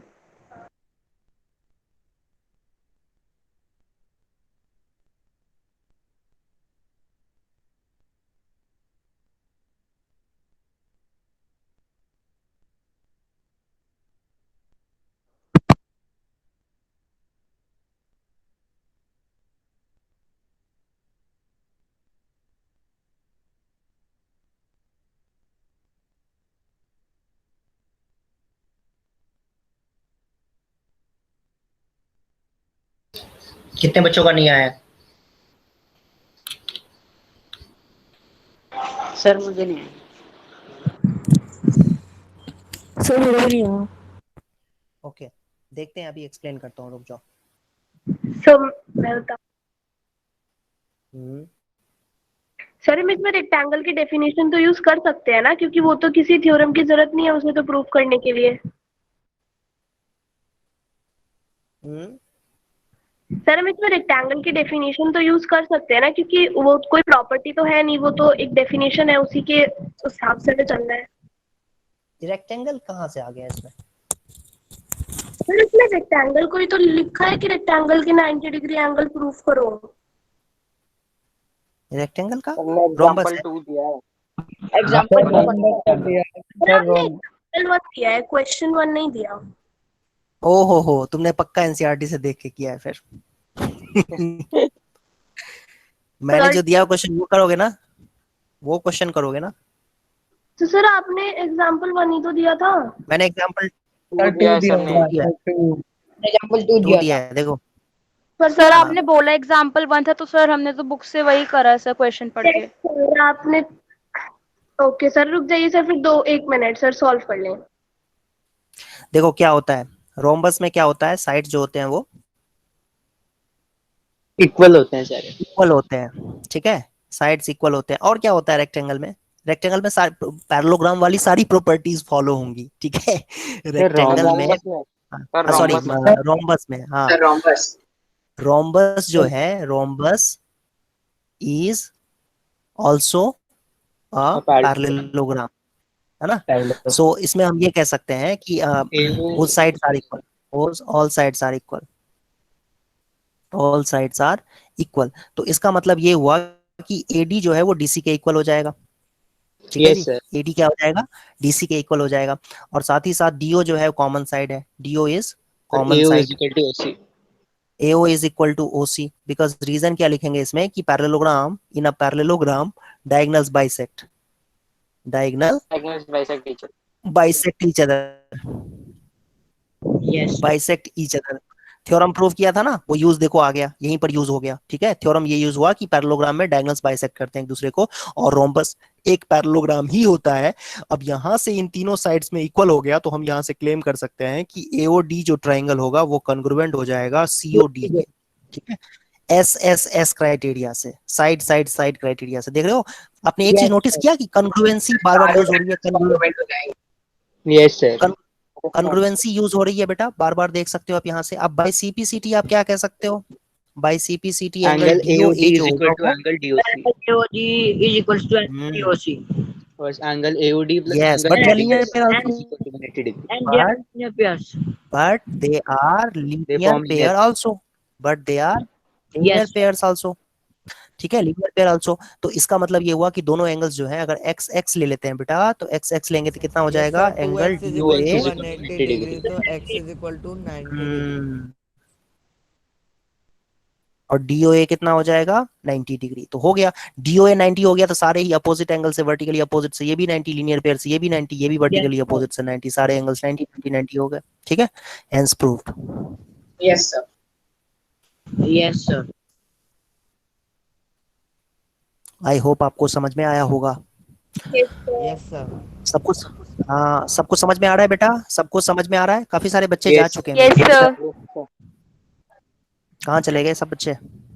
Sir 41 total है, तो 40 बच्चे नहीं गए ज्यादा, स्टार्टिंग में 42 ही थे। कितने हैं इसमें?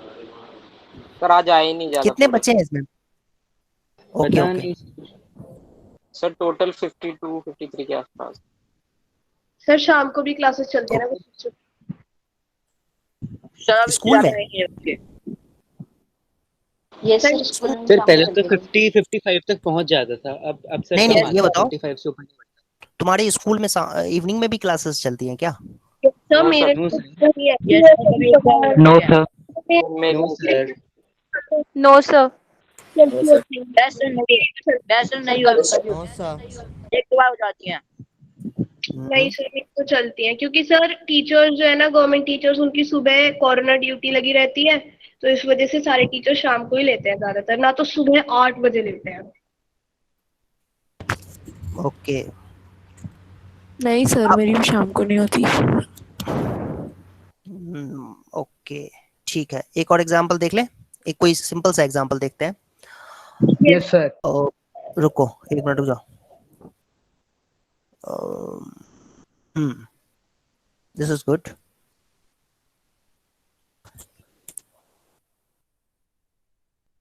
ये रहा फिफ्थ एग्जांपल है, देखो इसमें क्या कर रहा है। show that the bisectors of angles of parallelogram form a rectangle. Show that the bisectors of angles of parallelogram। तो सबसे पहली बात तो देखो, ये एंगल D जो है ना, इसका बाइसेक्टर जब तुम बनाओगे ना, तो कुछ इस तरीके का बनेगा। देखो ऐसे ही एंगल को बाइसेक्ट करना है ना बेटा, एंगल को बाइसेक्ट करना है, ये एंगल इक्वल होने चाहिए दोनों, छोटे छोटे जो एंगल्स है। ऐसे ही एंगल ए को बाइसेक्ट करोगे तो कुछ इस तरीके का आपको दिखेगा। आई होप ये आपको समझ में आ रहा होगा। ऐसे ही अगर आप इधर ड्रॉ करोगे एंगल, सॉरी ये गलत बना दिया, तो सर एंगल को मतलब बाइसेक्ट करना, बीच का जो लाइंस के मतलब बीच का जो शेप बनेगी वो रेक्टेंगल होनी चाहिए। हाँ बिल्कुल बिल्कुल सही तुमने गेस किया। अच्छा सर फिर 2 मिनट सर रुक जाइए। ये एंगल इक्वल है, ठीक है। ऐसे ही ये जो ये जो यहाँ से एक और लाइन ड्रॉ करेंगे ना, एक रेड कलर का लेते हैं, रुक जाओ।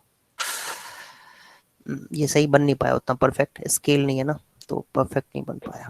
मैं समझ नहीं आ रहा है कैसे बनेगी फिगर। समझ में क्या नहीं आ रहा है, बन तो गया, देखो कैसे नहीं समझ में आ रहा है, हो तो गया, इतना सिंपल तो है, सिंपल ही तो है बेटा, ध्यान से देखो तो सही, ये देखो ठीक है। Yes sir. हाँ, ये जो बन रहा है फिगर, ये PQRS देख पा रहे हो, ये तुम्हें प्रूव करना है कि रेक्टेंगल है। Yes sir. PQRS को रेक्टेंगल पर, ये बड़ा कर देता हूँ थोड़ा सा इसको। सर ये लाइंस मिलेंगी नहीं, मतलब ऐसी रहेंगी बीच में? ये इसकी जरूरत नहीं है, देखो ये जो लाइन बनी हुई है ना यहाँ से, ये जो थोड़ा एक्सटेंड हो गया है ये वाला पार्ट, ये एक्सटेंशन को छोड़ दो, इसको, ये गलती से एक्सटेंड हो गया है, इसकी हमें जरूरत नहीं है। Sir prove.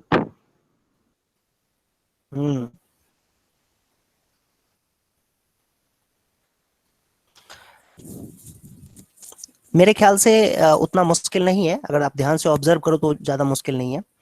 आप ऐसे कर सकते हो बेटा, एक काम करते हैं, अच्छा कलर देखता हूं मैं पहले,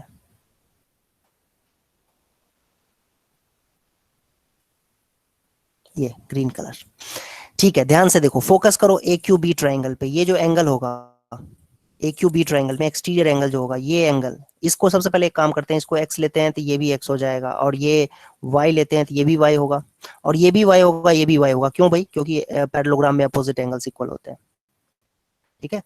इन a parallelogram opposite angles are equal, ये तो हमें पता ही है, देखो थ्योरम था ये, है ना, लेकिन अब इसको हम डायरेक्टली यूज कर रहे हैं, अपोजिट एंगल्स आर इक्वल, ठीक है। तो बाइसेक्टर भी इक्वल हो जाएगा, तो ये आपको लिखने की जरूरत नहीं, अंडरस्टूड है कि यहाँ पर x होगा, मतलब ये 2x होगा पूरा एंगल A, तो एंगल C भी पूरा एंगल जो है बेटा ये 2x होगा, और क्योंकि बाइसेक्टर ड्रॉ किया है तो दोनों छोटे छोटे एंगल्स जो है x x हो जाएंगे, आप देख पा रहे हो यहाँ पर, ऐसे ही यहाँ पर भी x x होगा। आई होप ये समझ में आया होगा आप लोगों को, ठीक है। yes, और हाँ, और ऐसे ही एंगल D को 2y ले लेंगे तो एंगल B भी 2y हो जाएगा, और बाइसेक्टर ड्रॉ करेंगे तो छोटे छोटे एंगल्स y y हो जाएंगे, तो ये भी y y हो जाएगा। ओके, अब बात करते हैं हम लोग एक्सटीरियर एंगल। ध्यान से देखो, ये जो AQB एक्सटीरियर एंगल है, AQB एक्सटीरियर एंगल, ये कितना हो जाएगा? x + y। यस, ऐसे ही देखें अगर हम, तो x + y तो 90 डिग्री होना चाहिए वैसे। ऐसे ही अगर देखो तो एक्सटीरियर, ऐसे लिखो, exterior angle AQB is equal to x + y, ठीक है।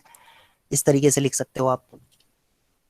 अब DSC देखो, सब सारे ऐसे ही होंगे, ये भी x + y हो जाएगा, ये भी x + y होगा, ठीक है। ये सब के सब जो एंगल्स है ना, ये भी ऐसे ही आ सर जाएगा। चारों एंगल x + y होंगे, चारों इक्वल आ जाएंगे, सब के सब x + y हो जाएंगे, ये है ना। एक्सटीरियर एंगल ये भी निकालोगे तो ऐसे ही ये भी आ जाएगा। आप इसमें इसको कौन सा ट्रायंगल बोलोगे बेटा? इसको कौन सा ट्रायंगल बोलोगे?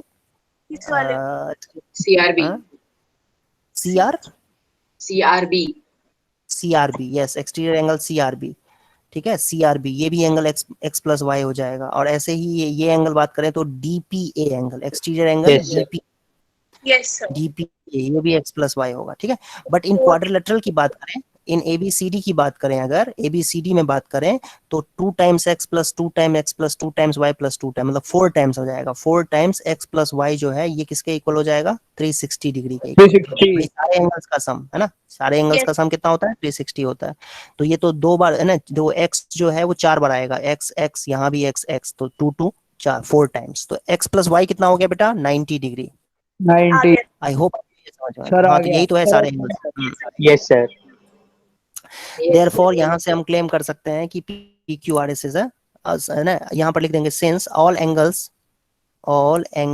ऑफ PQRS इज 90 डिग्री और 90 degree, therefore PQRS is a rectangle, hence proved। I hope ये आपको समझ में आया होगा। कोई कंफ्यूजन तो पूछ सकते हो। सर नो सर, स्क्वायर में भी होता है। सर हम स्क्वायर नहीं कह सकते? नहीं, स्क्वायर नहीं, रेक्टेंगल। देखो स्क्वायर दिखाने के लिए, स्क्वायर दिखाने के लिए चारों साइड को भी इक्वल दिखाना पड़ेगा। और बाय द वे वैसे स्क्वायर एक रेक्टेंगल होता ही है, तो चारों एंगल्स हमने 90 दिखा दिया तो ये रेक्टेंगल होगा ही होगा, लेकिन स्क्वायर अगर दिखाने के लिए वो कहता, प्रूव करने के लिए कहता, यहाँ पर रेक्टेंगल की जगह स्क्वायर लिखा होता यहाँ पे, तो हमें 90 डिग्री से दिखाना नहीं होता खाली, तब हम साइड को भी इक्वल दिखाते, फिर साइड्स, सारे साइड्स इक्वल हैं वो भी हमें प्रूव करना पड़ता, ठीक है। लेकिन यहाँ पर केवल रेक्टेंगल कहा है, रेक्टेंगल कहा गया है, तो इसीलिए खाली हम एंगल्स को 90-90 दिखा दे, सारे एंगल्स को, तो हमारा काम हो जाएगा। अब ये रेक्टेंगल भी हो सकता है, स्क्वायर भी हो सकता है, ये जो SRQP है या PQRS जो है वो स्क्वायर भी हो सकता है, रेक्टेंगल भी हो सकता है, बट अगर स्क्वायर है भी तो क्या बुरा है, रेक्टेंगल तो है ही ना। यस तो एंगल्स 90 डिग्री प्रूव करना सफिशिएंट है रेक्टेंगल प्रूव करने के लिए। ओके, अब अगली क्लास में करेंगे बेटा, अगली क्लास में हम लोग कंटिन्यू करेंगे इसके बाद। Yes sir. Next sir, good evening sir, bye sir. Good evening sir, bye sir. कुछ नहीं बढ़ता क्लास।